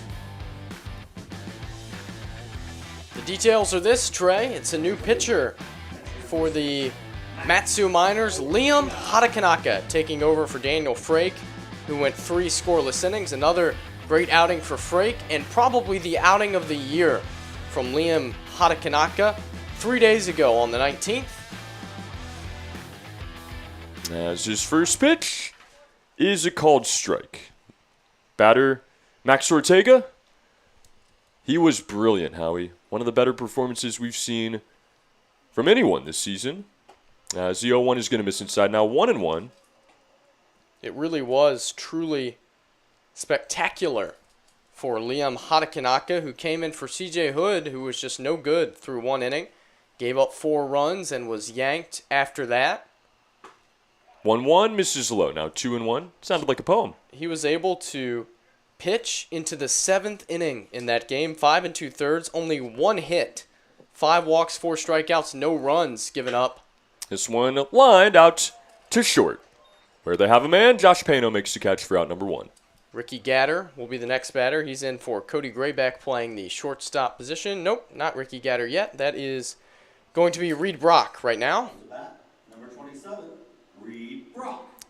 This is maybe the most confusing game substitution-wise that I've ever called. Just a little bit. Reed Brock with 2-7, not 1-7. Brock, the second baseman, swings at the first pitch, lines it down the right field line. It drops in fair. This one's going to roll to the corner. He rounds first, and he will take second. Standing, that does a slide for the finesse of it. And a double here with 1 out for the Bucs. Puts a runner in scoring position. And now we're going to see Zach Jenkins. Another pinch hitter. Zach Jenkins here in the 7th will pinch hit for Garrett Anglum, whose night is through in center field. Number 22, Zach Jenkins. So, anyway, the point in a 7-1 game, as we try to mull through all the substitutions, Liam Hatakanaka, great. Got a standing ovation at Herman Brothers Field after his performance. Head coach Tyler LeBrun said that's the first time he can recall that happening. And for a guy that had struggled early this season, see him bounce back like that. As the first pitch to Jenkins misses inside. It was awesome. It really was for a guy who's trying to work 2 different arm slots this summer. Drops it down sidearm, takes it over the top. And just to see him have such good command and control, fun to watch. 1-0. Called strike on the outside corner. Now 1-1 on Jenkins. On a night like this, not a bad idea to unload the bench, let some guys get experience, maybe even try out some new positions. Still has 3 men left if he wants to use them, Ken Hokuff.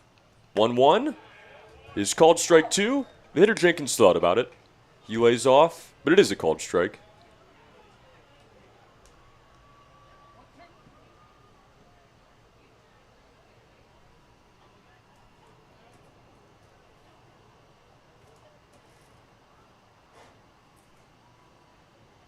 Hatakanaka out of Bainbridge Island, Metro Seattle.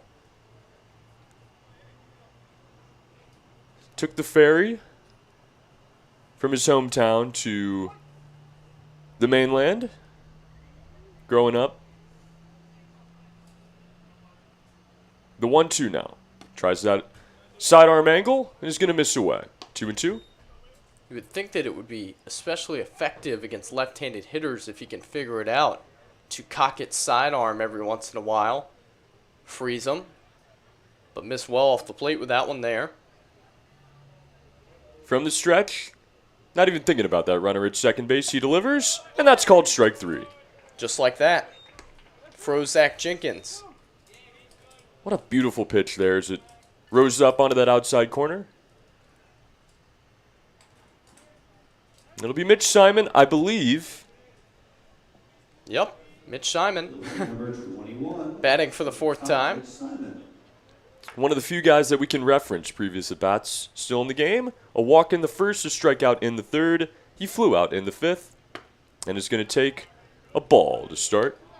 He's not the shortstop anymore, though. 3rd baseman since the 5th inning.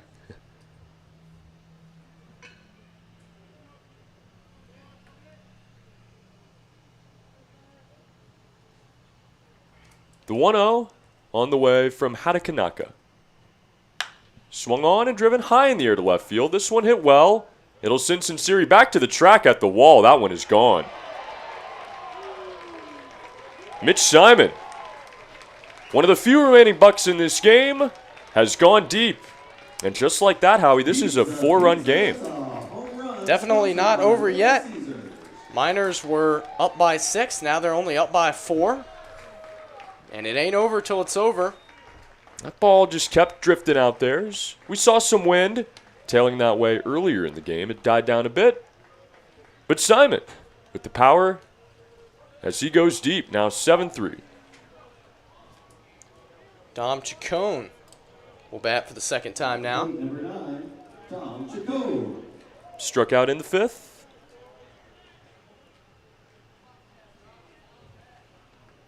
Lefty on lefty here. As the first pitch is going to miss away. Ball didn't look like it was hit all that hard. Just kept drifting. He's able to send it towards the football field out there. 1-0 is going to miss away again now. 2-0.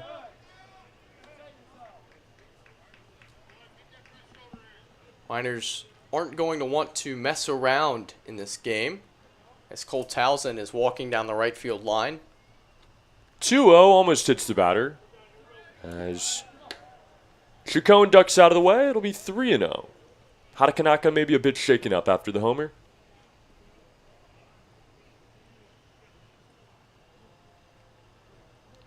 The pitch. And a walk is issued here to Chacon. That'll put a runner on first base. Still 2 outs in the inning. As I believe it'll be Michael Diaz. Light number 25, Michael Diaz. Might hear a few more I believes as this game continues. On deck is Ricky Gatter, who we referenced earlier in the inning. He was in to play shortstop in the top of the 7th, so he will take Fesperman's spot on the lineup card.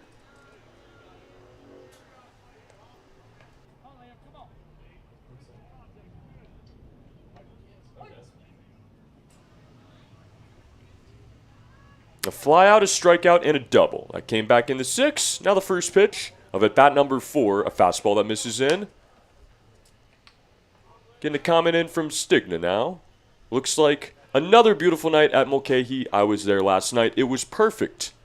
It is another perfect night here. 1-0 swung on and fouled off. Sun begins to set. Been a bit of a toasty one today, but it has certainly been a wonderful evening of baseball. And now a game on our hands after the 2-run bomb here in the 7th. Set might be a deceiving word, Trey. It's called strike 2. Curveball registers there. I mean, we're not that far removed from the solstice. No. This is the other side of it, though. It feels odd.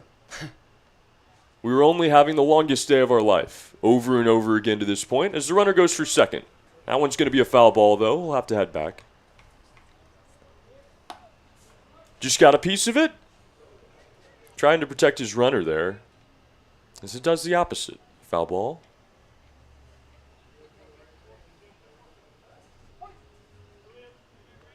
Lefty on lefty again here. 2 outs in the 7th. The runner on first base. The pitch from Hatakanaka. That is called strike 3. Liam Hatakanaka, 2 looking strikeouts in the inning, but a 2-run bomb has made this game just 4 in separation. 7-3 as we head to the 8th inning. Don't go anywhere. You are watching Matsu Miners Baseball, presented to you by Napa Auto Parts.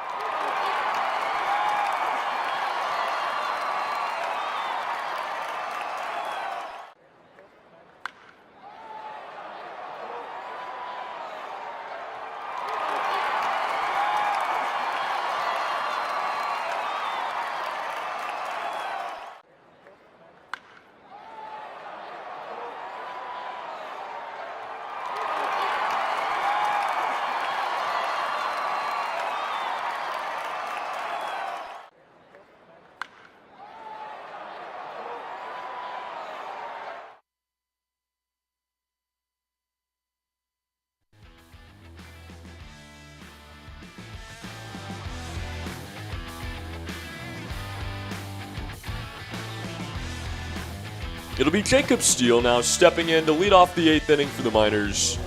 They allow 2 runs in the bottom of the 7th. This game now 7-3 as Steele will step in here. He swings at the first pitch, fouls it out of play. 0-1 now the count. Jacob Steele struck gold yesterday. He has a ground out in this one, a walk in the 4th, and flew out back in the 6th. Faces Chandler Brooks. Continues for his 2nd inning on the mound. Now the 0-1. Swung up, swung on, a little flare out to right field. This one in no man's land, but a nice catch-up effort by Michael Diaz. He gets there and makes the catch for out number 1. Somebody commenting that the sunset will be at 11:44 p.m. That might be the case, but it is pretty much bright the entire time. Never really lost it last night. Dusky and dawny from about 1 to 3, and then it's back on the rise. I don't think that I would necessarily call it a sunset. It's so odd. It really just rises and sets as the first pitch to Cincinnati is a called strike on the outside corner. Rises in the northeast, sets in the northwest is what it feels like. Sun angle low to the ground. Yeah, such a fun hike last night. 0-1 is going to miss inside. 1-1. As we went up a trail known as Lazy Mountain. And 1-1. Misses low. 2-1. I think that they misnamed the trail, Trey. Yeah, this trail was the least bit lazy.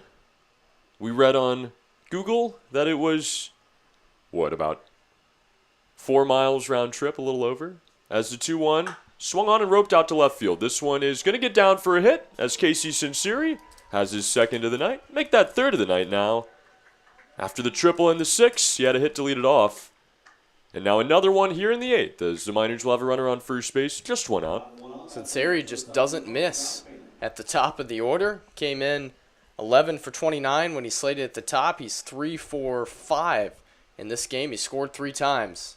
And now the red-hot bat of Josh Pano. He steps back in. Batted a run in the 6th inning with a double. The first pitch. Swing and a miss. So the trail was called Lazy Mountain. It goes up a mountain, 3,700 feet, pretty much straight up it. As Trey and I were lucky to make it to the top. Very. And make it back down, for that matter. As attempt, runners back. You almost fall off the mountain trying to make it back down. Some of the angles, I mean, really, it's close to 90 degrees. 0-1. In the dirt, 2-1, blocked up there by Ortega. But I couldn't help but think at the bottom, when you have the choice of the Lazy Mountain Trail that goes straight up, the Moosehead Trail, which winds its way around with switchbacks, that the Moosehead Trail truly represented the baseball season. As the 2-1 swung on and driven high and deep in the air to left field, you can absolutely forget about it. A bomb off the bat of Josh Pano gets those runs right back. A no-doubter here in the 8th as the Miners add to their total. 9-3 now the score. Have yourself a game, Josh Pano. 3 hits, 4 RBIs now as his average soars over the 400 mark. Wow, what a year Josh Pano to this point. As he puts on the rally jacket now, a no-doubter, his first of the season. These Miners continue to roll here as they tack on 2 more, now a 6-run lead, and that'll bring up Steven Lancia. A majestic fly by Josh Pano. Haven't had too many of those no-doubters so far this year. Seen quite a few line drives get out. Blake Avila with 2, Sorelli with 2 as well. Cade Manning has 1, and now Josh Pano joins the party. And the 1-0 pitch to Lancia, swing and a miss. Couldn't help but think, Trey, that the Moosehead Trail represented the baseball season better. It is a slow climb to the top. You can't just scramble your way straight up the mountain like you and I tried to do. 1-1 skied in the air center field. That'll be Jenkins coming in on it. He's going to call off the shortstop, which, if my notes are correct, is Ricky Gatter. Jenkins makes the catch. That is out number 2. Yeah, only defensive change in this inning is Zach Jenkins, who pinch hit for Anglem, replaces him, a straight swap in center field. And you know, all the false peaks as well. The Miners right now are peaking, but they're not to the top. You're not to the top until you are, Trey. As the first pitch now to Cade Manning, the cleanup hitter tonight, is a fastball that misses low and away. As you may have gotten up 2,000 feet, you may be on the verge of 13-2. 1-0, called strike one. But you haven't summited the highest peak just yet. I love it. Beautiful analogy. There, Howie, it was frustrating as the 1-1 is going to miss away. We got to the halfway point, looked up, ran into a few locals there, and we're looking at the mountain in front of us saying, well, that's got to be the peak, right? It's only a mile left. As the 2-1 is going to miss away as well. Now 3-1 big-time hitters count here for Manning. They said, no, those are false peaks. There's a few of those.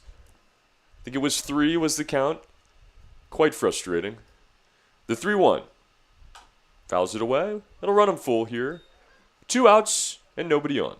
And it's like the Miners are trying to run up Lazy Mountain right now and summiting one of those false peaks as they are about to improve to 13-2 on the season if they can get 6 more outs on the Bucs. But it's a long way to the top. It is. Still we'll have 25 more to play and a playoff round or 2. The 3-2. Swung on, pokes it out to left. This one may get down, a long run, and the left fielder Champagne is going to catch up to it. Now check that. We have had so many substitutions. Michael Diaz in left field. He catches up and makes the catch for out number 3. The Miners and Josh Pano add on to this lead. A 2-run blast makes it 9-3. As we go to the bottom of the 8th, you are watching Matsu Miners Baseball on YouTube, presented to you by Napa Auto Parts.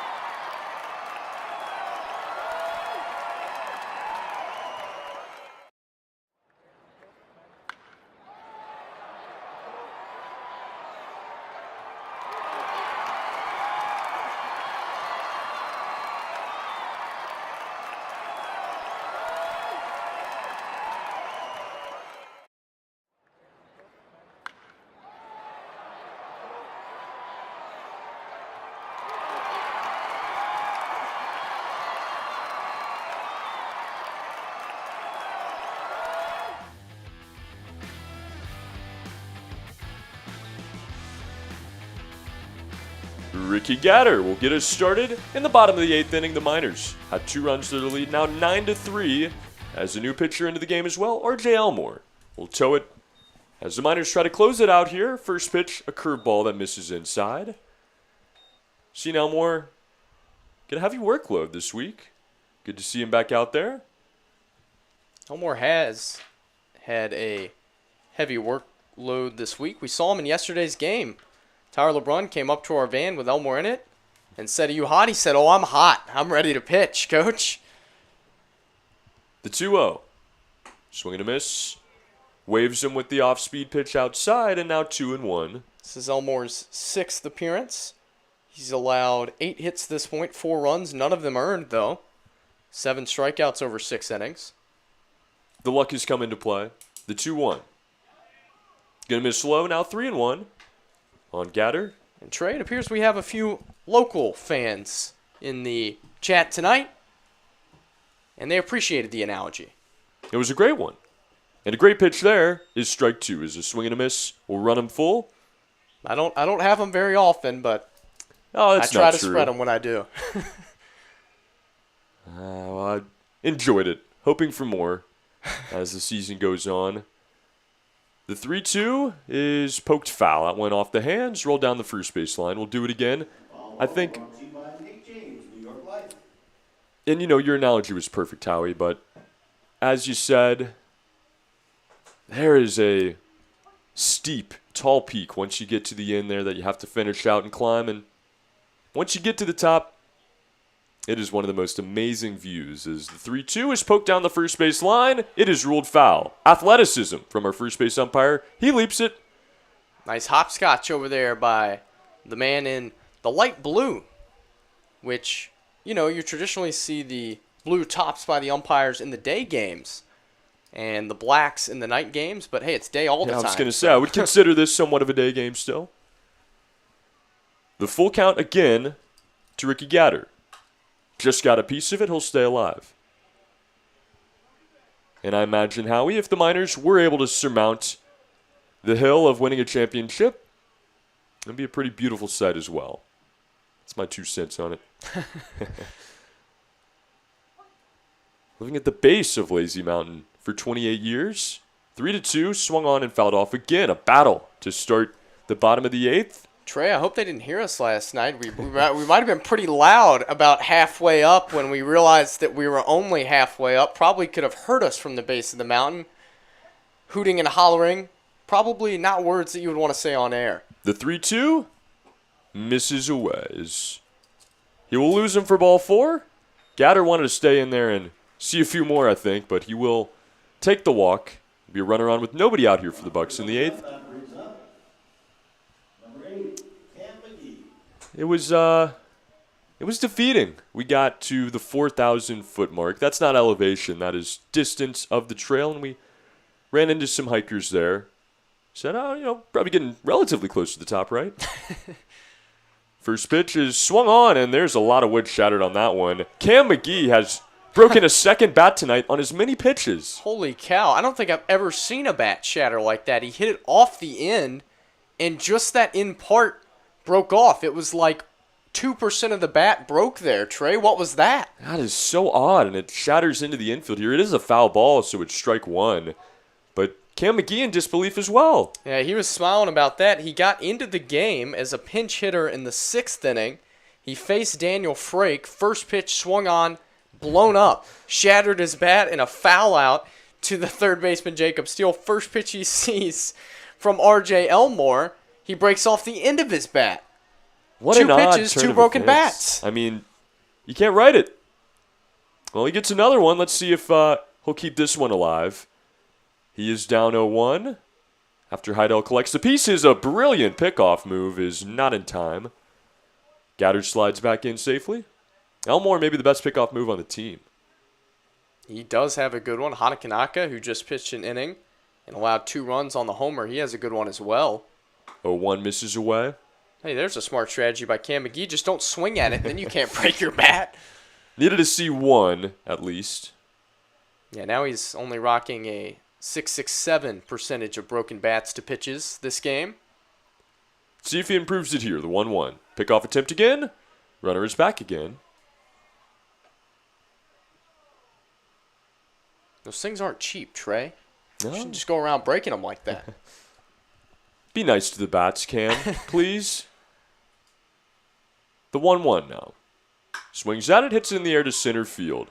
Vergara has a beat on it, but it doesn't look like he's going to get there. He will not. Catches it on a hop. As Gatter had to wait a minute, he will end up at third base. As Cam McGee double thumbs up in the air. No broken bat, and a double will put runners on second and third here with nobody out in the 8th. Caught that one in the heart, and luckily for Cam McGee, as you said, no broken bat this time, and a double for him. Bucs aren't going away quietly in this one. Oh, good to see they're having fun with it, too. This game, not out of hand, just 6 runs. Long ball here would cut the lead in half, but starting to look like it is in control of Matsu. Cam McGee still having a lot of fun there. On the double, that's what summer baseball is about. Enjoy yourself. As this will bring up Dylan Maltby now, the designated hitter. The righty steps in, and the first pitch. Fastball misses inside.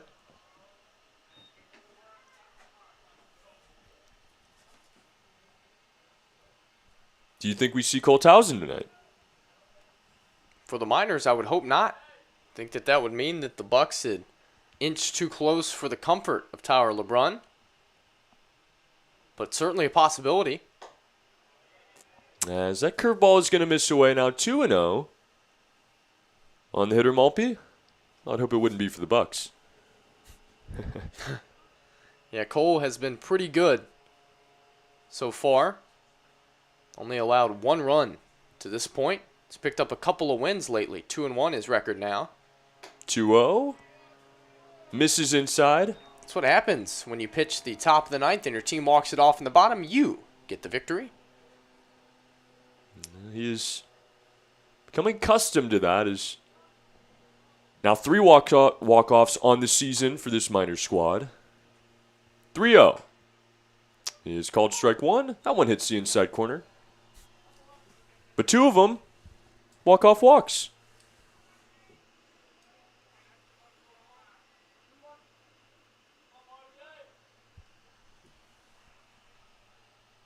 Hitters count here for Maltby. Nobody out. Runners on second and third. The pitch is called strike 2 as Elmore tries to bounce back. That was close. Looked like it might have been off the plate. But now full count on Maltby. Elmore and the Miners will take anything they can get with 2 on and nobody out. Now full count for Dylan Maltby. The pitch. Swing and a miss. Elmore battles back and gets a big strikeout here to keep those runners at bay.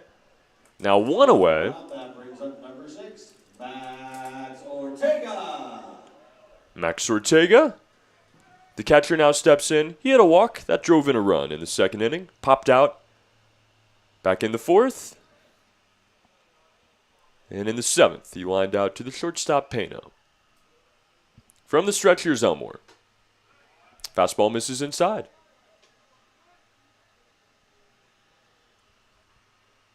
Yeah, I say let Elmore finish it out if he's in good enough standing at that point in the game. Had the chance to see 4 different minors tonight on the mound as the 1-0 is swung on a miss. How about the effort from Owen Lesh? Owen Lesh was great. Not used to opening games, but he did quite effectively in this one. Was able to work out of a jam in the second, only allow 1 run. Turn it over to the bats who provided more run support. 1-1 fastball. Sticks high and away. 2-1 now. Hadakanaka allows the 2-run bomb, but outside of that, you can live with his effort tonight. And Dan Frake as well. Looked awesome. Frake looked really good. 2-1. Swung on, hit out to short. Pano, his only decision is going to be to first. Long throw and a scoop by Cade Manning is enough for out number 2. A run will come in there as the RBI is picked up by Max Ortega. That'll be 2 outs and a runner on third. And that'll send us back to the top of the lineup now, Reed Brock. Reed Brock.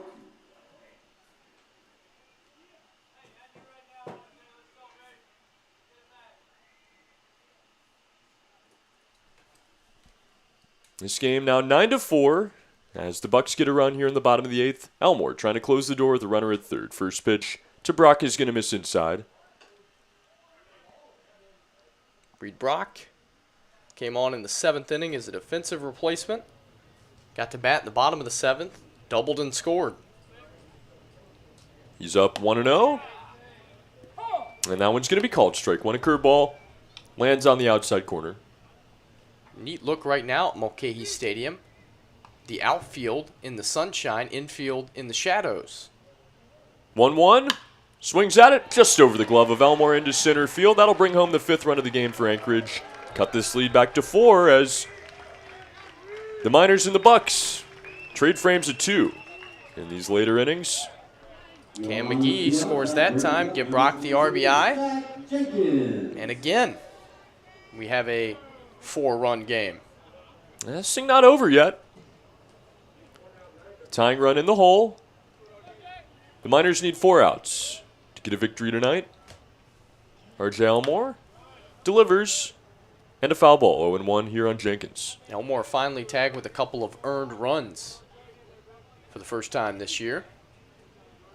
You can live with these streaks ending as long as you get the victory. Maybe helps the players reset to an extent. Now the 0-1. Swing and a miss. Really nice pitch on the outside corner there. We'll even it up on Jenkins. Seems like it would be awfully difficult for the players coming off the bench cold. 4 different Bucs that didn't start the game are playing. Seems like it would be hard facing a guy like Elmore. 0-2 is going to miss up and out. 1-2 now. Jenkins struck out in his first at bat last inning. Hatakanaka painted one on him. Elmore will try to do the same right here. Trying to close it out in the 8th. The runner on first base. 2 outs. And now the 1-2. Swing and a miss. He will do so. R.J. Elmore allows 2 runs as the Miners now lead at 9-5. We will head to the 9th inning as they will come to bat. Don't go anywhere as you watch Matsu Miners Baseball presented to you by Napa Auto Parts.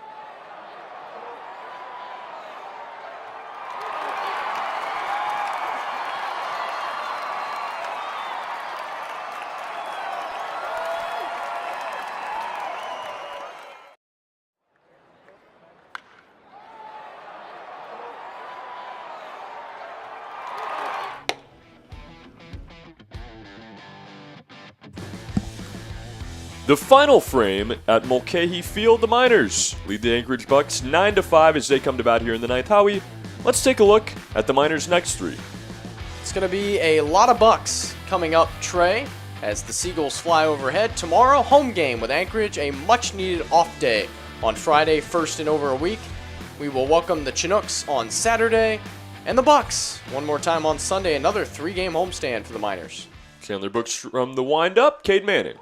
Nathan Rose, the batter, will take a strike to get it started here in the 9th. A funny scene to start the inning is the 0-1 is low, 1-1. Some Seagulls flying overhead there, as you mentioned, Howie. I don't think the pitcher Brooks saw it. I don't know if you did, but some defecation right at the mound. Thankfully, it missed him.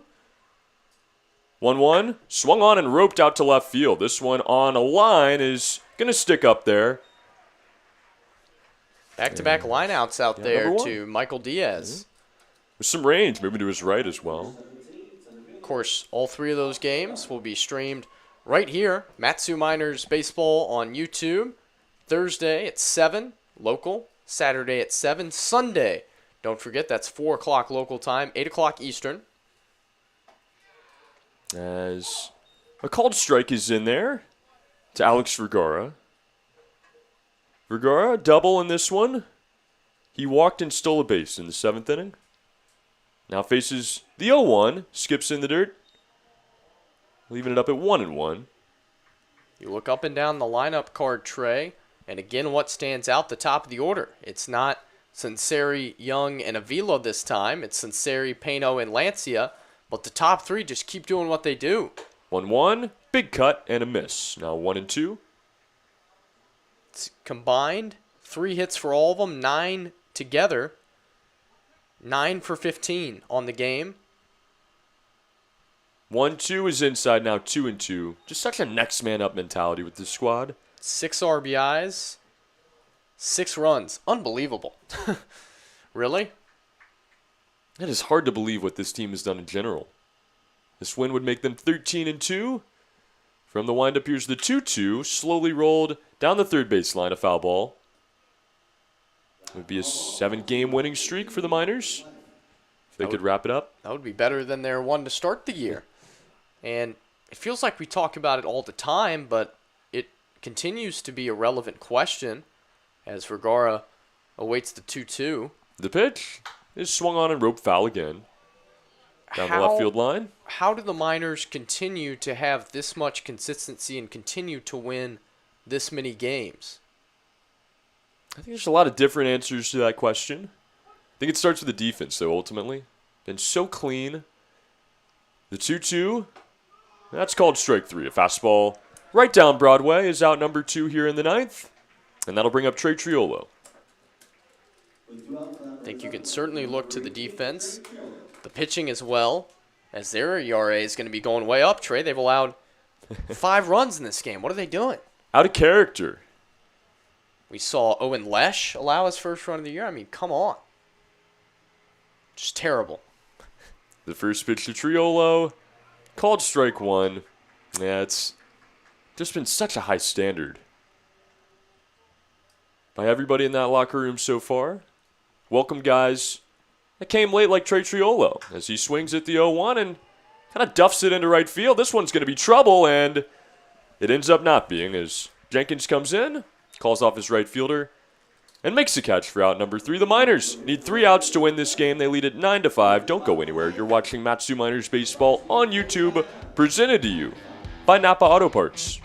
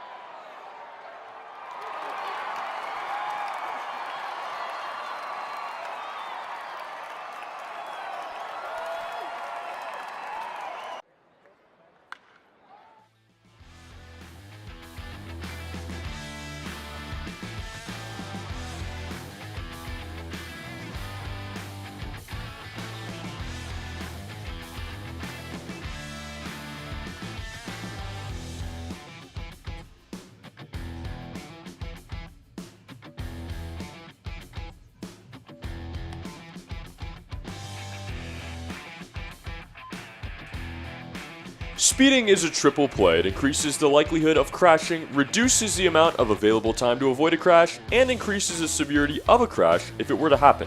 Speeding is also a choice that a driver has full control over.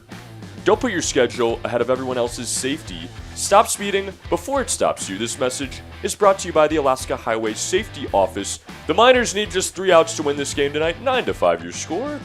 As Nate Rolka into the game now to start us off on the mound here in the bottom of the 9th, as he will face Mitch Simon, the third baseman. Nate Rolka, not a safe situation as his team leads by 4. 0-1 is the count. That one skips in the dirt now. 1-1 on the hitter Simon. His 6th appearance, he's yet to allow a run. 2 hits, 8 walks, 10 strikeouts over 7 innings. So if you could pick out one problem for Nate Rolka, there's not very many of them, maybe just a few too many base on balls. The 1-1, out of the mitt. Not really off of it, and past Brandon Heidel. Fastball misses high 2-1. So we have some reports of thunder in East Anchorage. Hopefully that'll hold off for just 3 outs. The 2-1. Up and in, now 3-1 the count.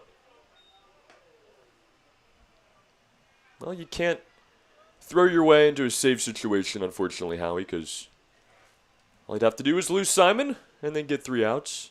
As the 3-1 is swung on and popped up. It's going to be in the infield. Cade Manning, the first baseman, calls for it, takes a few steps in, where the green meets the red, and that is out number 1. Up next, number 9. Not the most clean win that the Miners are on the verge of picking up here, but I think any win against the Bucs at Mulcahy Stadium, Coach LeBron and company will take it. Yep. Couple of 2 spots. The 7th and the 8th inning for Anchorage. So they plated one in the 2nd as well.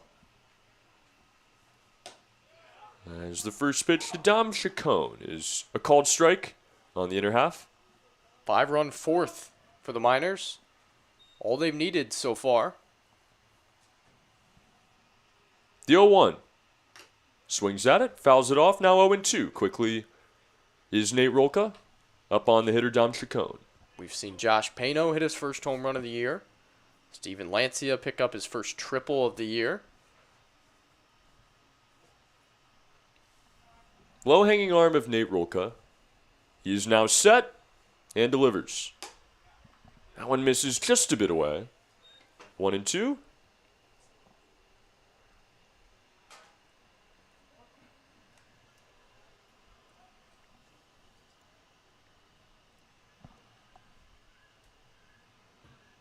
Rolka working exclusively out of the stretch. Has this ball hit right back to him off of his glove. He picks it up and throws a strike on to first. What a play by Nate Rolka. It is his 2nd out of the inning. And now the Miners just 1 away from victory. Excellent play there by Nate Rolka. Takes a line drive off his glove. Pounces quickly off the mound. Picks it up. Fires a strike. 2 up, 2 down. If you were Tyler LeBrun, you have to be absolutely thrilled with this group. They're 1 out away from picking up win number 13. It would be their 7th in a row. That would make them 11 games over 500.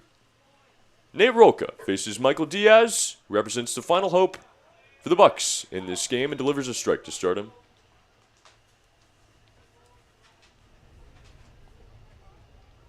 A sweep and a doubleheader over Anchorage on Monday. And a win over the Glacier Pilots last evening. That's how the Miners started the week. That one skips in the dirt. Maybe clipped up the home plate umpire there. It'll be 1-1.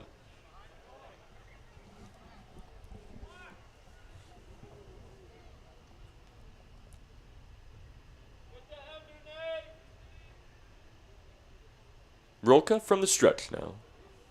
His delivery is a good one, and it is strike 2 now. The final strike. Anchorage is down 2 in this game. Michael Diaz now in left field. He had a fly out in the 2nd, a strikeout in the 3rd, double in the 6th, and was retired in the 7th as well. The pitch swung on, got a piece of it, fouls it off, and will stay alive. All ball brought to you by James, New York Life.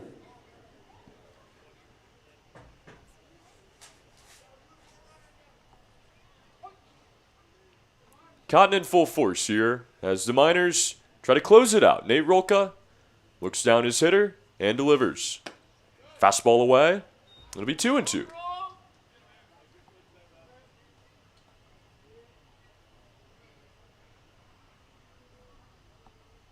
This Miners team has found so many different ways to win. Saw a walk-off last evening. This one, a bit more comfortable. Up 9-5 here, the 2-2 from Rolka. And we'll see another as Diaz stays alive, fouls it off into the Matsu dugout.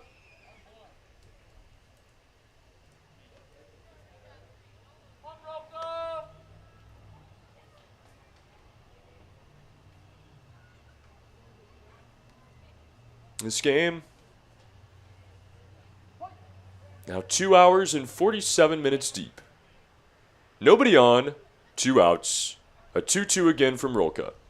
Swung on, hit up the middle. Long run for Rose. He's not going to get there. It is into center field. A 2-out base hit will keep the hope alive for the Anchorage Bucs as Michael Diaz reaches. Number 17, Ricky Gatter. And now Ricky Gatter came up in the 8th. Had a double. We'll try to keep this thing rolling. Keep this game going for Anchorage.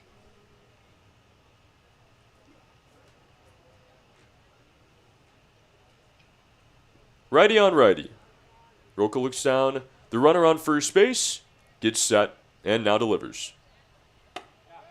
Fastball, no good. It misses inside 1-0. You know what they say, 27th out, the hardest to record in this game. The longer we go, the more the pressure is applied as that one misses low. Now 2-0 the count. They just need one. Doesn't matter how you get it. Nate Rolka had been the 8th inning guy at times this year. In the 9th inning now. The 2-0. Big hack and a miss as you see the hitter.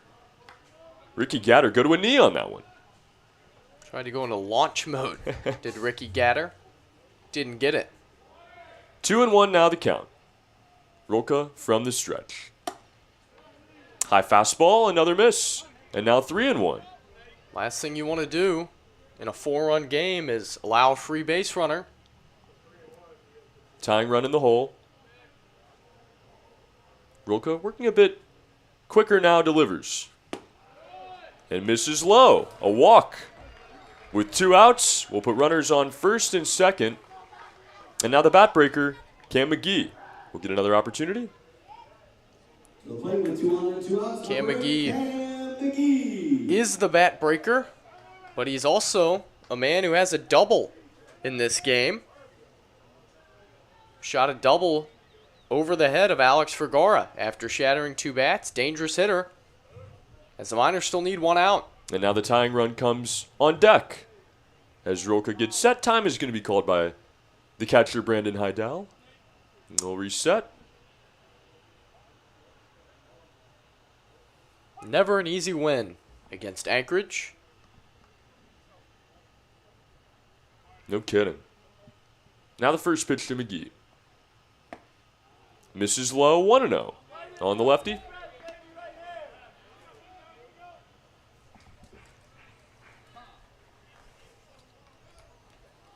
As the umpire's going to head out there. Believe we're going to see an exchange of baseballs. Nate Rolka needs just 1 out here in the 9th inning. The Miners lead it 9-5. They have out-hit the Bucs 13-10 to this point. They have the advantage in the error column as well, 1 for Anchorage. But this game, not over yet. The Bucs with runners on first and second, 2 outs, and Cam McGee try to keep the line moving. From the stretch, the 1-0 from Rolka.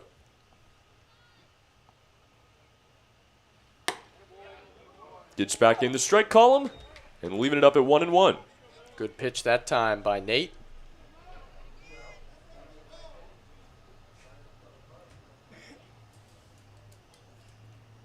McGee the lefty. Waves the bat around. Now Rolka's set. Looks back the runner at second base 2 times and delivers. Fastball away, 2-1. Something about that final out, Howie. As you said, it is elusive. And it is avoiding Nate Rolka right now. Runners take their leads, not being held on. Rolka gets set and now delivers. Called strike 2, and again, the Bucs are down to their final strike in this game. Cam McGee squatted down to 2 knees after taking that strike as he realizes that he's now down to his final 1. Got a pitch he could hit, didn't swing at it. 2-2 the count. 2 outs, 2 on in the bottom of the 9th. A 4-run game. Nate Rolka trying to close the door. Here's the pitch. Swung on, chopped out to third. Jacob Steele has to step on it. He does so, and the Miners win. 9-5 your final score. That is 7 in a row. This team advances to 13-2 on the season. It was a communal effort tonight as the opener, Owen Lesh, goes 3. Daniel Frake picks up the win in this game in his relief effort as Nate Rolka closes the door following RJ Elmore and Liam Hatakanaka. And on offense, a blast from Josh Pano, along with some very timely hits. And hey, a safety squeeze from Brandon Heidel. The Miners win this game 9-5 as they pick up their second victory here in Anchorage on the season. What a game for the Miners, who score 9 times on 12 hits, leave 7 men, no errors for Matsu, 5 runs on 10 hits, 1 error, and 11 men left on for the home team. Daniel Frake picks up his first win of the season. Jackson Brockett falls to 0-3 as he takes the loss. Time of game, 2 hours, 54 minutes. Again, the Miners to 13-2. Trey, who's your player of the game in this one? Oh, it's a tough one there. I'm going to go Josh Pano. I know it's an easy out, but a blast and a guy that has stayed red hot makes it easy on me. Josh Pano, who do you got, Howie? Give me Steven Lancia right behind Josh Pano. He was 3 for his first 3. We got to see a triple out of Steven, and a new hit streak started for Lancia.